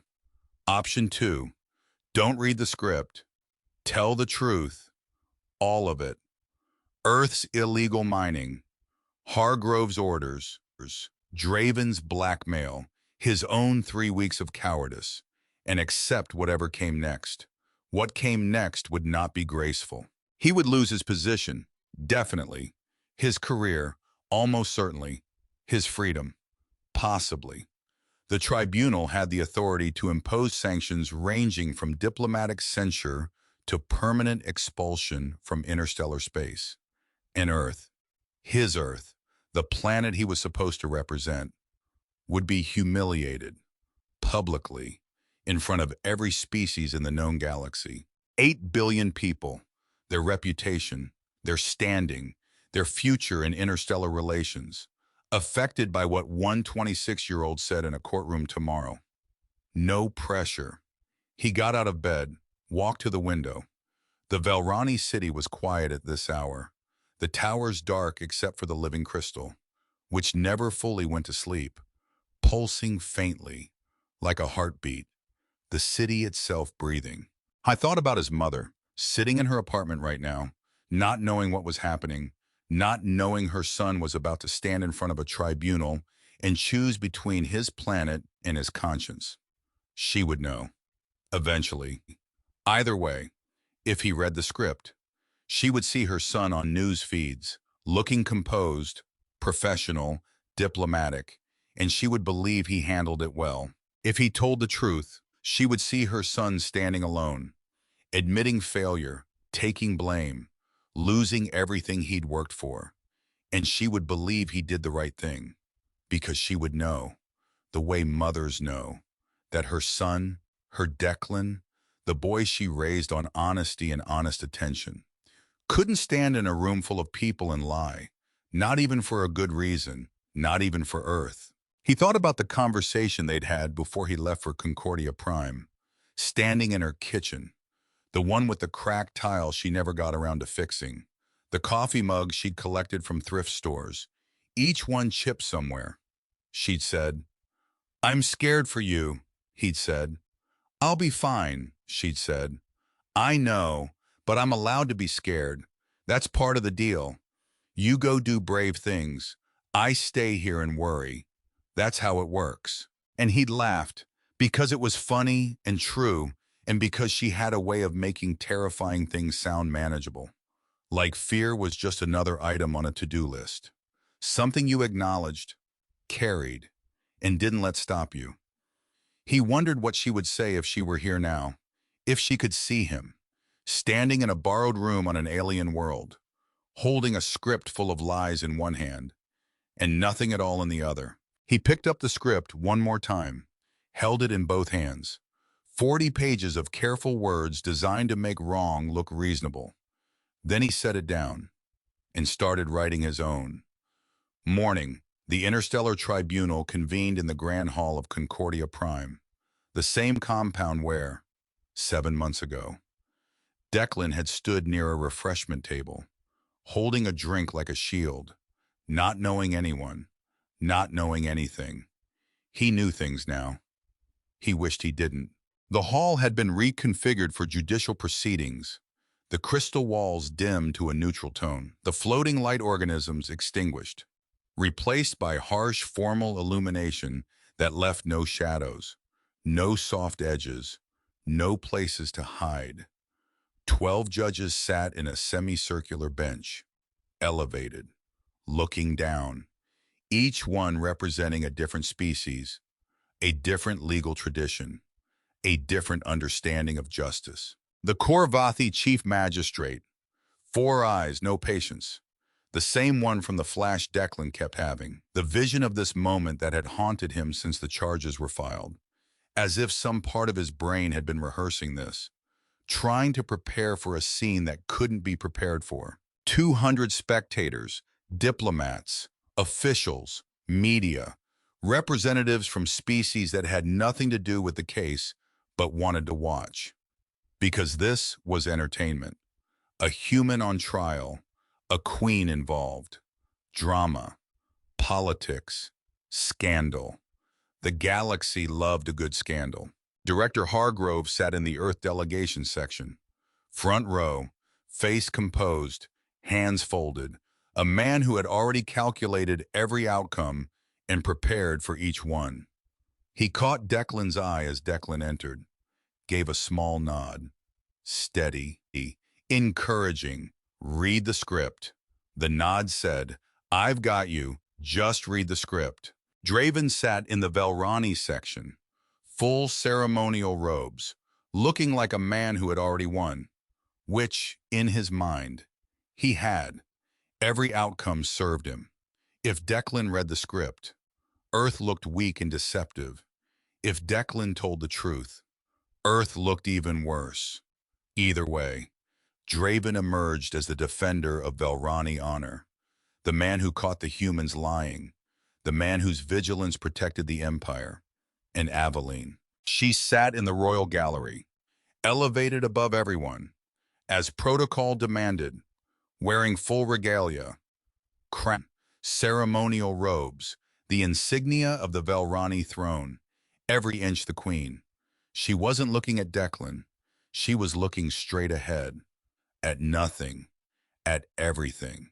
The way a person looks when they've decided to feel nothing, because feeling something would cost too much. Declan stood at the accused position, center of the hall, alone, no legal counsel, no allies, no one standing beside him, just a man, in a room full of people who wanted something from him. The magistrate spoke. "Declan Frost, citizen of Earth, you stand before this tribunal charged with breach of royal trust, complicity in unauthorized resource extraction, and violation of your diplomatic oath. How do you answer these charges?" Silence. The script was in his jacket pocket. He could feel it. 40 pages, folded, pressing against his chest. Hargrove's eyes, fixed on him. Draven's eyes, fixed on him. It doesn't matter what you say. I've already won. Aveline's eyes, not fixed on him, not looking at him at all. And that was what decided it. Not the politics, not the career, not the 8 billion people whose reputation rested on his words. Her eyes, not looking at him, because the last time she looked at him, she saw a man who chose silence when he should have spoken. He wasn't going to let that be the last thing she saw. Before I address the charges, Declan said, his voice steady, somehow, I need to say something that isn't in any script. He reached into his jacket, pulled out the 40-page document, held it up so everyone could see. This is the defense prepared by Earth's diplomatic corps. It's well-written, carefully argued. It explains everything I did in terms of cultural misunderstanding, bureaucratic complexity, communication delays. It's 40 pages of reasonable explanations that sound true. Pause. None of it is true. He set the script down, on the floor, didn't tear it, didn't throw it, just placed it down, like something he was finished carrying. Hargrove's face went white. The truth is simpler than 40 pages, Declan said, and worse. He took a breath. This was it. The moment where the road forked, and once he started walking down this path, there was no coming back. Earth has been conducting unauthorized mining operations in Valeth, the birthplace, the most sacred territory in the Velrani Empire.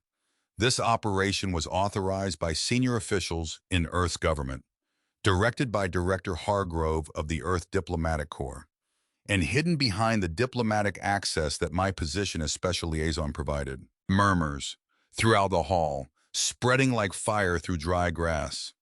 Hargrove's composure cracked, not barely this time, visibly. His face went from controlled to desperate in 2 seconds. He stood halfway, sat back down, looked at the Earth delegation, looked at the door, calculating, always calculating, whether to intervene, whether to distance himself, whether this was salvageable. It wasn't. The Earth delegation sat in stunned silence, junior diplomats staring at Declan like he'd just detonated a bomb in the middle of the room. Which, in diplomatic terms, he had. A bomb made of truth, which are the most destructive kind, because you can't diffuse them, you can't spin them, you can only stand in the blast radius and deal with the damage. I discovered this operation over 5 weeks ago, Declan continued, and I want to be clear about what happened next, because this is the part that matters. Silence. I was afraid. The words hung in the air, simple, unadorned, devastating in their simplicity. Director Hargrove told me to stay silent. He threatened my career, my freedom, my family, and I. For 3 weeks, did what he said.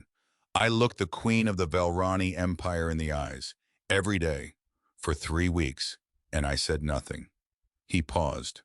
Let it land. I want to be clear. No one made me silent. Fear did, and fear lived inside me. Not in Hargrove's office. Not in his threats. In me. I chose silence because I was afraid of what the truth would cost. And that choice, my choice, is the real betrayal. The murmurs had stopped. The hall was absolutely still, 200 people holding their breath. The charges against me are accurate. I did breach royal trust. I did have knowledge of unauthorized resource extraction, and I did fail my diplomatic oath. I am guilty of all of it. Hargrove stood. I need to confer with the accused. Sit down, the Korvathi magistrate said, without looking at him. Hargrove sat. Declan continued, but I need to tell you why I'm standing here saying this. Instead of reading a script that would protect my career, protect Earth, and let me walk out of this room with everything intact. He looked up, at the Royal Gallery, at Aveline, who was, for the first time since he'd entered the hall, looking at him. 7 months ago, I walked into a reception on this compound. I didn't know anyone. I didn't understand anything. I was terrified. And a woman approached me. Just a woman, in simple clothes, with kind eyes. And we talked for 40 minutes about Earth, about fear, about my mother, about what it means to see someone as a person instead of a symbol. The hall was listening, not just hearing, listening. The way people listen when they sense something real in a room full of performance. And at the end of that conversation, she asked if I knew who she was, and I said no, but I said she was the most stunning woman I'd ever seen on any planet. A ripple through the audience, some shock, some amusement, but mostly recognition, because everyone in this room knew the story. It had traveled through diplomatic circles like wildfire. The human who accidentally complimented the queen. She was Queen Aveline, and she didn't punish me. She valued my honesty, because I had spoken without fear, without calculation. I had just said what I saw. Pause. That's called truth speaking. In Velrani culture, it's sacred. And I did it without knowing, because I had nothing to lose, no position, no reputation, no relationship, nothing that fear could use as leverage against my honesty. He took a breath. And then something happened. I was given a position, a title, trust, access, important work, people who respected me, a queen who valued my perspective. I was given things to lose. And his voice changed here, dropped lower, quieter. The way a voice drops when it's carrying something too heavy for volume. And the moment I had something to lose, I stopped being honest. I stopped truth speaking. I became careful, calculated. I became exactly what Queen Aveline feared I would become. Another person who weighed truth against convenience and chose convenience. Silence. The first time I spoke truth, I didn't know I should be afraid. That wasn't courage. That was ignorance. Lucky ignorance, but ignorance. He straightened, and when he spoke next, his voice was clear, steady, present. This is different. Right now, I know exactly what I'm losing. I know my career is over. I know Earth's reputation will suffer. I know Director Hargrove will ensure I never work in diplomacy again. I know the Queen may never forgive me. And I know that when I leave this room, I will have nothing. Beat. And I am choosing to speak truth anyway. Beat. Because truth speaking when you have nothing to lose is instinct. Truth speaking when you know the cost. When you've calculated exactly what you're about to destroy. And you say it anyway. Not because it's safe. Not because it's strategic.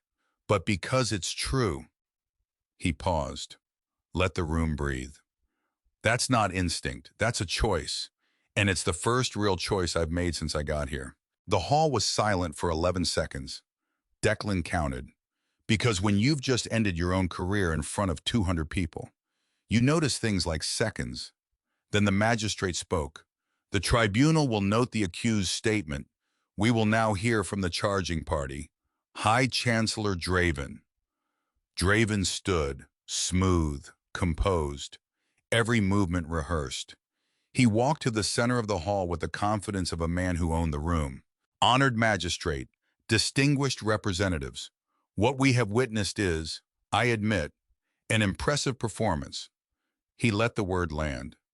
Performance.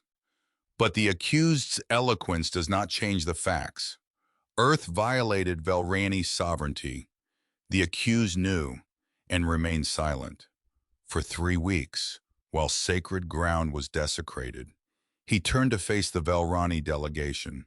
This tribunal must send a message to Earth, to every species, that the Velrani Empire will not tolerate deception, will not accept apologies dressed in pretty speeches, and will not be moved by a young man who discovered his conscience at the convenient moment when it might save him from punishment. Strong, calculated, effective. Draven knew exactly what he was doing, turning Declan's honesty against him, framing courage as strategy, repackaging truth as manipulation. And it was working. Declan could see it in the faces of the judges. Some were moved by his speech. Others were skeptical, wondering if Draven was right, if this was just another performance, more sophisticated than Hargrove's script, but a performance nonetheless. Draven continued for 10 minutes, detailing Earth's violations, the scope of the mining operation, the tonnage of minerals extracted, the damage to the sacred site, each fact delivered with precision, each number a nail in a coffin that Draven had been building for weeks. He finished with a recommendation: permanent expulsion of Declan Frost from all interstellar territories, full economic sanctions against Earth's diplomatic corps, and a formal demand for restitution from Earth's government. He returned to his seat, satisfied, and that should have been the end of it, except Aveline stood in the royal gallery, in full regalia, crown catching the harsh tribunal light, and the room went silent. Not the gradual silence of a crowd settling, the immediate silence of a room recognizing absolute authority. The tribunal recognizes Queen Aveline of the Velrani Empire, the magistrate said. Thank you. Her voice carried the way it always did, without effort, without volume, just presence, the kind of presence that fills a room by existing in it. I have evidence to present, relevant to these proceedings. The magistrate nodded. Draven's expression didn't change, but something behind his eyes did. A flicker, tiny, a twitch that only happens when a man who controls everything encounters something he didn't predict. 3 days ago, Aveline said, I ordered an investigation into the handling of intelligence related to Earth's mining operation in Valeth. Not into Earth's actions, into how information about those actions moved through my own government. She paused, the way a queen pauses, not for effect, but because she knows the room will wait. The investigation revealed that High Chancellor Draven was aware of Earth's mining operation 11 weeks ago. 11 weeks. The number rippled through the hall. Declan had known for 5 weeks, been silent for 3. Draven had known for 11, 2.5 months, while sitting in council meetings, advising the Queen, participating in trade negotiations. 11 weeks of knowledge, 11 weeks of silence. But his silence wasn't paralyzed by fear. His was strategic. Rather than report this violation to me, Aveline continued, or to Velrani intelligence, or to any official channel, Chancellor Draven chose to withhold the information. He used it as leverage, to attempt to coerce Mr. Frost into serving as his personal informant within my inner circle. The hall erupted, murmurs, exclamations, several species equivalents of gasping. The Korvathi magistrate's 4 eyes blinked in sequence. A Thelian delegate's translucent skin flushed violet, which Declan had learned meant shock so deep it bypassed conscious thought. Draven's composure held, barely, but his hands, hidden beneath the table, were gripping the edge of his seat, and his jaw, clenched so tight the muscles along his neck stood out like cables. He hadn't known about the surveillance, about the audio. He had underestimated her. The way people always underestimate someone they've decided is too idealistic to be dangerous. I have evidence, Aveline said. Encrypted communications, surveillance records from Mr. Frost's quarters, audio of Chancellor Draven's visit, in which he explicitly offered to conceal Earth's violations in exchange for Mr. Frost's cooperation in undermining my authority. She looked at Draven directly. You did not withhold this information to protect the Empire. You withheld it to serve yourself, to weaken my position, to create a crisis you could exploit. And when Mr. Frost refused your offer, you engineered this tribunal, not to seek justice, but to punish him for refusing to be your instrument. Draven stood. Your Majesty, these allegations are supported by evidence that has been provided to the tribunal. Aveline cut him off, clean, precise, like a blade.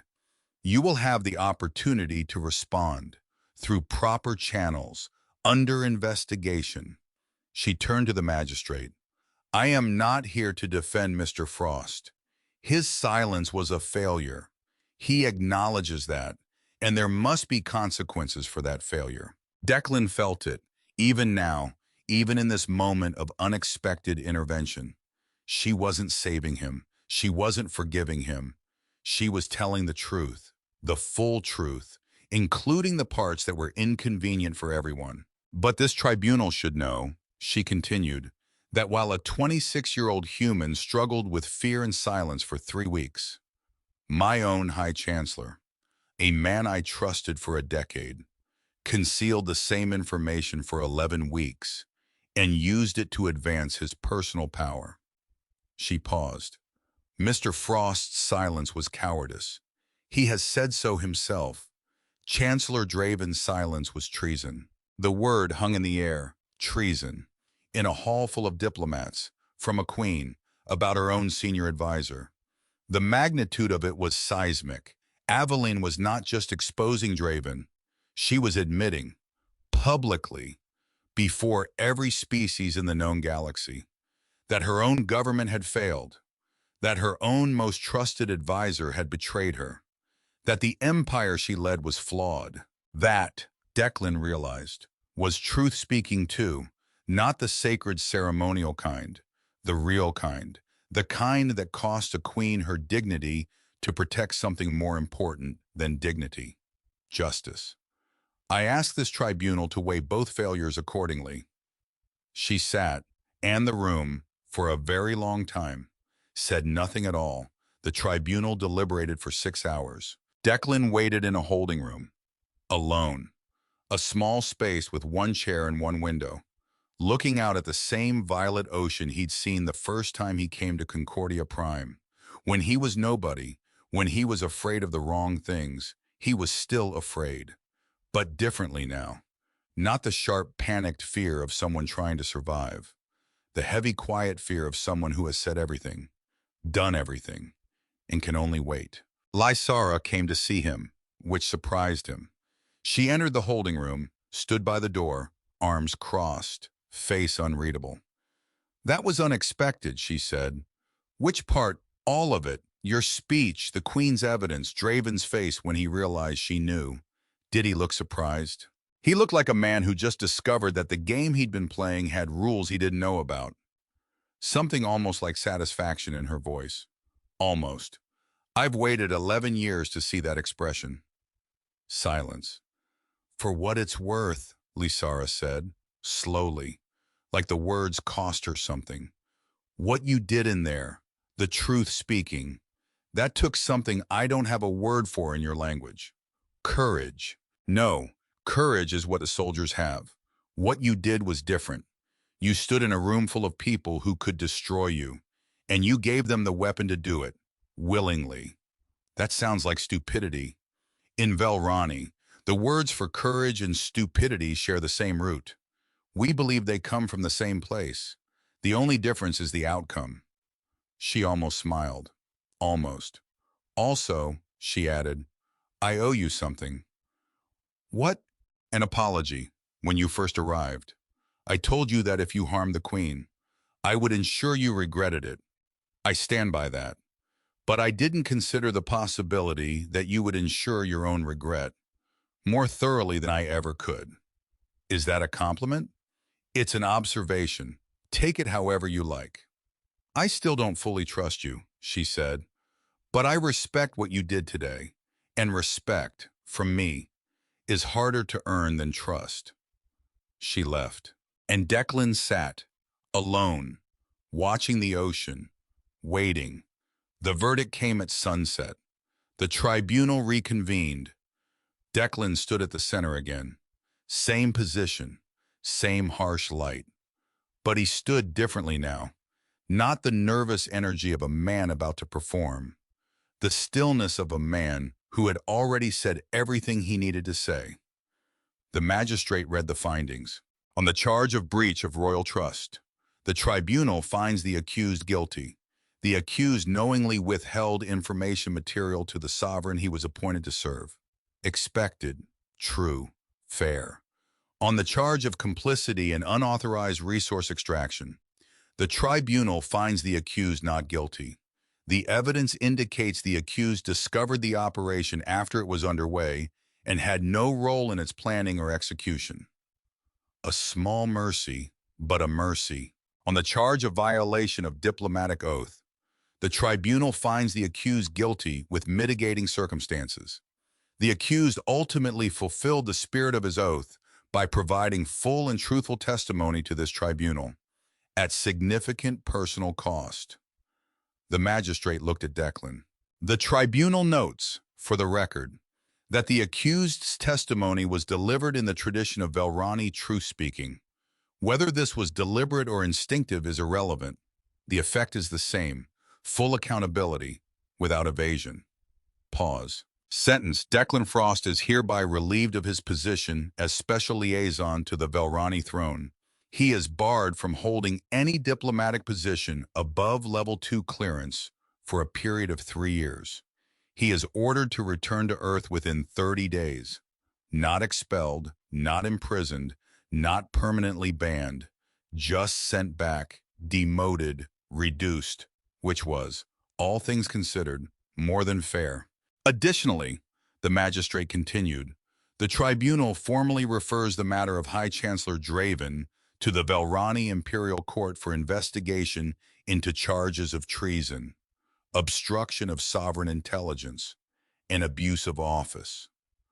Draven sat motionless, his face a mask, but his eyes were already calculating, already planning, already looking for the next move. Because men like Draven don't stop playing when they lose a round. They adjust, recalibrate, begin again. I was stripped of his title, removed from his position, barred from the imperial court pending investigation. But he was not arrested, not imprisoned.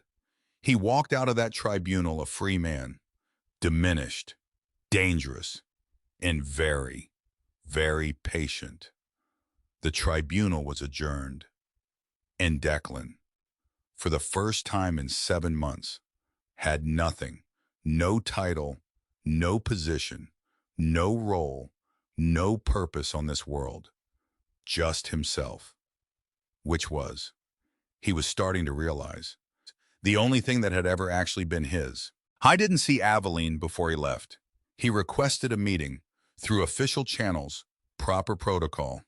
The request was denied, not rejected, denied. The difference mattered. A rejection is a decision. A denial is a wall. Lysara delivered the message personally. She's not ready, Lysara said. Simply, will she be ready ever? I don't know. She's the queen. She carries things differently than you and I do. Longer, deeper, quieter. I just want to tell her. I know what you want to tell her, and she knows too. But hearing it right now, while the wound is fresh, won't heal anything. It will just reopen what she's trying to close. Declan nodded because Lysara was right, and because some things can't be fixed by wanting to fix them. Some things need time and space and the patience to let someone heal at their own pace, not yours. Tell her, he said. Tell her I'm sorry. Not the diplomatic kind, the real kind. She knows. Tell her anyway. Lysara looked at him, long, measuring, and then nodded. Once, the smallest gesture, carrying the most weight. He left Ithara the next morning. One bag, same as when he arrived. Diplomatic credentials revoked. Photograph of his mother still in his jacket pocket. At the landing platform, the same one where Lysara had met him 6 months ago with threats and cold eyes. He paused, looked back at the palace one last time. The towers rising from the emerald plain, the open courtyards, the place where a ruler stood visible to all, because hiding behind walls was not what queens did. I had learned so much here, about Velrani culture, about truth-speaking, about the weight of power and the loneliness of crowns. But the most important thing he'd learned, he hadn't learned from any briefing document or cultural seminar. He'd learned it from failing. That honesty isn't a trait, it's a muscle. And like any muscle, it atrophies when you stop using it. and it hurts when you use it again after letting it weaken. The shuttle engines hummed to life. He boarded, sat by a window, watched as the emerald plain shrank below him, the capital becoming smaller and smaller, until it disappeared into the green, and then the green disappeared into the curve of the planet, and then the planet disappeared into the black of space, and Declan Frost went home. Earth. It was strange, being back. Everything was the same. The city, the streets, the sounds, the smell of rain on concrete, the particular quality of sunlight that only Earth has, filtered through an atmosphere that humans evolved under, that their eyes were designed for. Home, except it didn't feel like home. It felt like a place he used to live, before he became someone else, before he learned things that couldn't be unlearned. He moved back into a small apartment, third floor, no elevator, water stains on the ceiling, a window that looked out onto a street where a coffee shop played music too loud on Friday nights. Normal things, human things, the kind of ordinary that used to feel like a trap and now felt like mercy. His mother came to see him the first day, brought food, because that's what mothers do. When their children come home broken, they bring food, soup, bread, something sweet she'd baked that morning, a meal that said everything words can't. She looked at him, standing in the doorway of his apartment, and she knew, immediately, the way she'd always known when he came home from school with a bruise he was trying to hide, or a heartbreak he was pretending didn't hurt. She didn't ask what happened, not right away. She walked in, set the food on the counter, put water on for tea, sat across from him at a small table, watching him eat, watching him not eat, watching him push food around a plate while staring at nothing. "When you're ready," she said, "I'm here." He wasn't ready, not yet. But 2 weeks later, on a Tuesday evening, after she'd brought dinner again, he told her. The reception, the compliment, the queen, the appointment, the mining, the silence, the tribunal, the truth. She listened, the way she always listened, without interrupting, without judging, without that urgent need to fix things that most people mistake for love. When he finished, she was quiet for a long time. Then she said, "You made mistakes." "Yes. You also made a choice, at the end, when it mattered most." "Yes. That's all anyone can do. Make mistakes, then choose better." Simple, like everything she said, and truer than anything he'd heard in any tribunal or throne room or diplomatic chamber. He hugged her, for the first time in 7 months, and for about 30 seconds.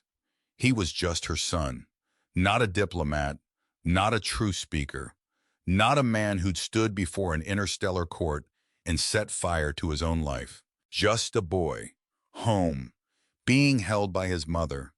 He took a job, entry level, Earth Diplomatic Corps, administrative assistant, filing documents, answering communications, the same work he'd been doing before Concordia Prime, before the reception, before everything. The irony wasn't lost on him. 7 months ago, Hargrove had told him his job was to carry briefcases and stay quiet. Now he was back to carrying briefcases and staying quiet, except this time, the quiet was his choice, not someone else's instruction. His colleagues knew who he was, most of them. The story had traveled, the human who complimented a queen, then betrayed her trust, then stood before a tribunal and burned his own career to the ground. Opinions were divided. Some thought he was brave. Others thought he was stupid. Most thought he was both, which, Lysara might have said, meant the same thing. A young woman in the office, an intern, barely 22, approached him in the break room one morning, nervous, like she was meeting someone famous or infamous. "Are you really the one who, the queen thing? I'm really the one. Was it worth it?" He thought about it. For a long time, longer than the intern was probably comfortable with. "Ask me in 10 years, he said. Right now, it still hurts too much to answer honestly. But you told the truth at the tribunal, even though you knew what would happen. I did. Why? And Declan smiled, because the answer was so simple it almost didn't feel like an answer. Because it was true. The intern nodded, like she understood. Maybe she did. Maybe she didn't. But she would. Eventually, everyone learns, one way or another, what truth costs and what it's worth. I didn't try to explain further, didn't defend himself, didn't tell his version of the story. He just worked, every day, showing up, doing the small, unglamorous tasks that keep diplomacy functioning.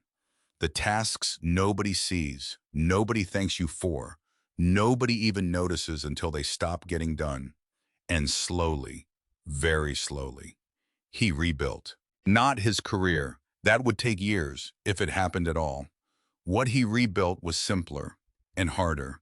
He rebuilt his relationship with honesty, one day at a time, one conversation at a time, saying what he meant, meaning what he said. Not because it was strategic, not because it would advance him, but because it was the only thing left that felt like his. 6 months later, another diplomatic reception, smaller than Concordia Prime, a regional gathering on a neutral station. Junior and mid-level diplomats, nothing as grand as the event where everything began. Declan was there in his new capacity, administrative support, carrying briefing documents, preparing meeting rooms, making sure the refreshments were stocked, which was, he noted with some humor, exactly where this whole thing started. I was standing near a refreshment table, not hiding this time, not holding his drink like a shield, just standing, comfortable in his own skin in a way he hadn't been a year ago. The comfort of a man who had lost everything and discovered that everything wasn't as much as he'd thought. He sensed her before he saw her. Something about the room changing, the way conversation shifted, the way people adjusted their posture, their volume, their attention, the gravity of the room reorganizing itself around a new center. He turned. Aveline. She was standing 30 feet away, at the entrance to the reception hall, surrounded by aides and guards. Lysara beside her, in full royal attire, crown, robes, every inch the queen. She wasn't supposed to be here. This was a minor regional gathering, far below her station. A queen didn't attend events like this, unless she had a reason. Their eyes met, across 30 feet of diplomatic reception, across 6 months of silence, across everything that had happened and everything that hadn't been said. Their eyes met. And Declan didn't panic, didn't freeze, didn't calculate what to say or how to stand or what expression to wear. He just looked at her and let her see him as he was. No title, no position, no script, just a man at a refreshment table who had learned the hard way. That truth was the only thing worth holding on to. Aveline spoke to Lysara, quietly, then walked across the room, alone, toward Declan. Every diplomat in the hall watching, not understanding, but watching. She stopped 3 feet from him, and for a moment, neither spoke. Then, "You're not standing in the corner anymore," she said. "No," he said. "I learned to stand in the middle." The smallest smile, not the wide, warm one from that first night. Something quieter, more careful. A smile that knew the cost of trusting and was choosing to test the water again, one toe at a time. "You look different," she said. "I lost some things." "Did you find anything?" I thought about it, really thought. The way he'd learned to think, not quick, not clever, honest. "I found out who I am when I have nothing left. When there's no position to protect, no title to hide behind, no one to perform for." And who is that? Someone who makes mistakes, who gets scared, who fails the people he cares about. Pause. but also someone who stands up, eventually, even when it costs him everything, even when it's too late to fix what he broke. Aveline studied him, the way she had that first night, looking for something, testing whether it was real. But this time, she knew what she was looking for, and she knew how to tell if it was genuine, because she'd seen the fake version, lived with it for 3 weeks, and then watched the real version stand before a tribunal and choose consequences over comfort. Draven is free, she said, changing direction, practical, Queen's business. He's been stripped of his title, but he still has influence, allies, resources. He won't stop. I know. Earth has agreed to full restitution for the Valeth extraction. Your government wasn't happy about your testimony, but it forced their hand. They couldn't deny what one of their own confirmed publicly. Hargrove, your government protected him publicly, investigated him privately. He's been moved to a position where he can't reach anything that matters, given a title that sounds important but isn't. The usual. The usual. He smiled. She almost did. I didn't come here to discuss politics, she said. After a moment, quieter, closer to the woman he'd met at a refreshment table, farther from the Queen. Why did you come? Because I wanted to see something. What? Whether the man who stood before that tribunal, the one who chose truth when it would have been easier to lie, whether he was still here, or whether he was another version, another performance.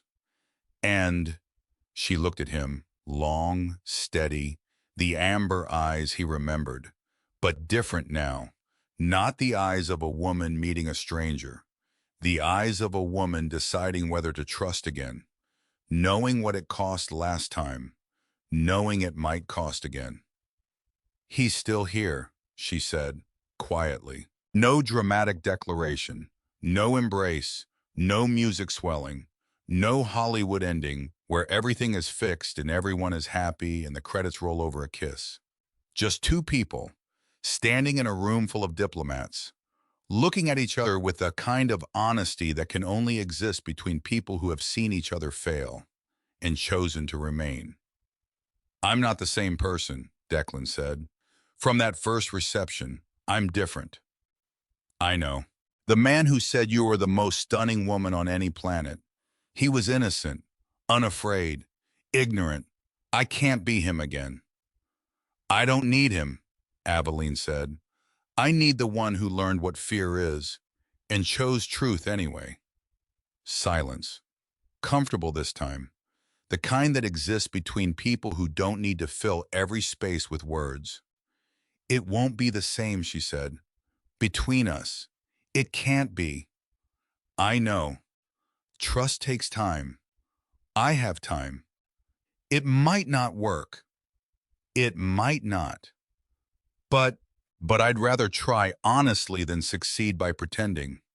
And Aveline, Queen of the Velrani Empire, sovereign of 11 star systems, the most powerful woman in this sector of the galaxy, smiled, not wide, not warm, not like that first night, but real. And that was enough. Later, after the reception ended, Declan stood on a balcony, overlooking the station's observation deck. Stars everywhere, millions of them, each one a sun, each sun with worlds, each world with stories. His mother's photograph in his pocket, creased, soft, familiar. He used to think honesty was simple, something you either had or didn't, like a switch, on or off, good or bad. He understood now that it was something harder, something you chose, every day, in every conversation, in every moment where silence was easier and truth was costly. He looked at the stars, somewhere out there, on a world of dark stone and living crystal. A queen was carrying the same questions, building the same fragile hope, and somewhere on earth, a mother was sleeping, proud of her son, not because he'd succeeded, but because he'd failed and gotten back up and chosen to be honest about all of it. Declan Frost, 27 now, no title, no position, no power. No, just a man who learned the hard way that truth isn't free, that honesty has a price, that courage isn't the absence of fear, but the decision that something else matters more. He put the photograph back in his pocket, turned from the balcony, and walked back inside, where the lights were, where the people were, where the world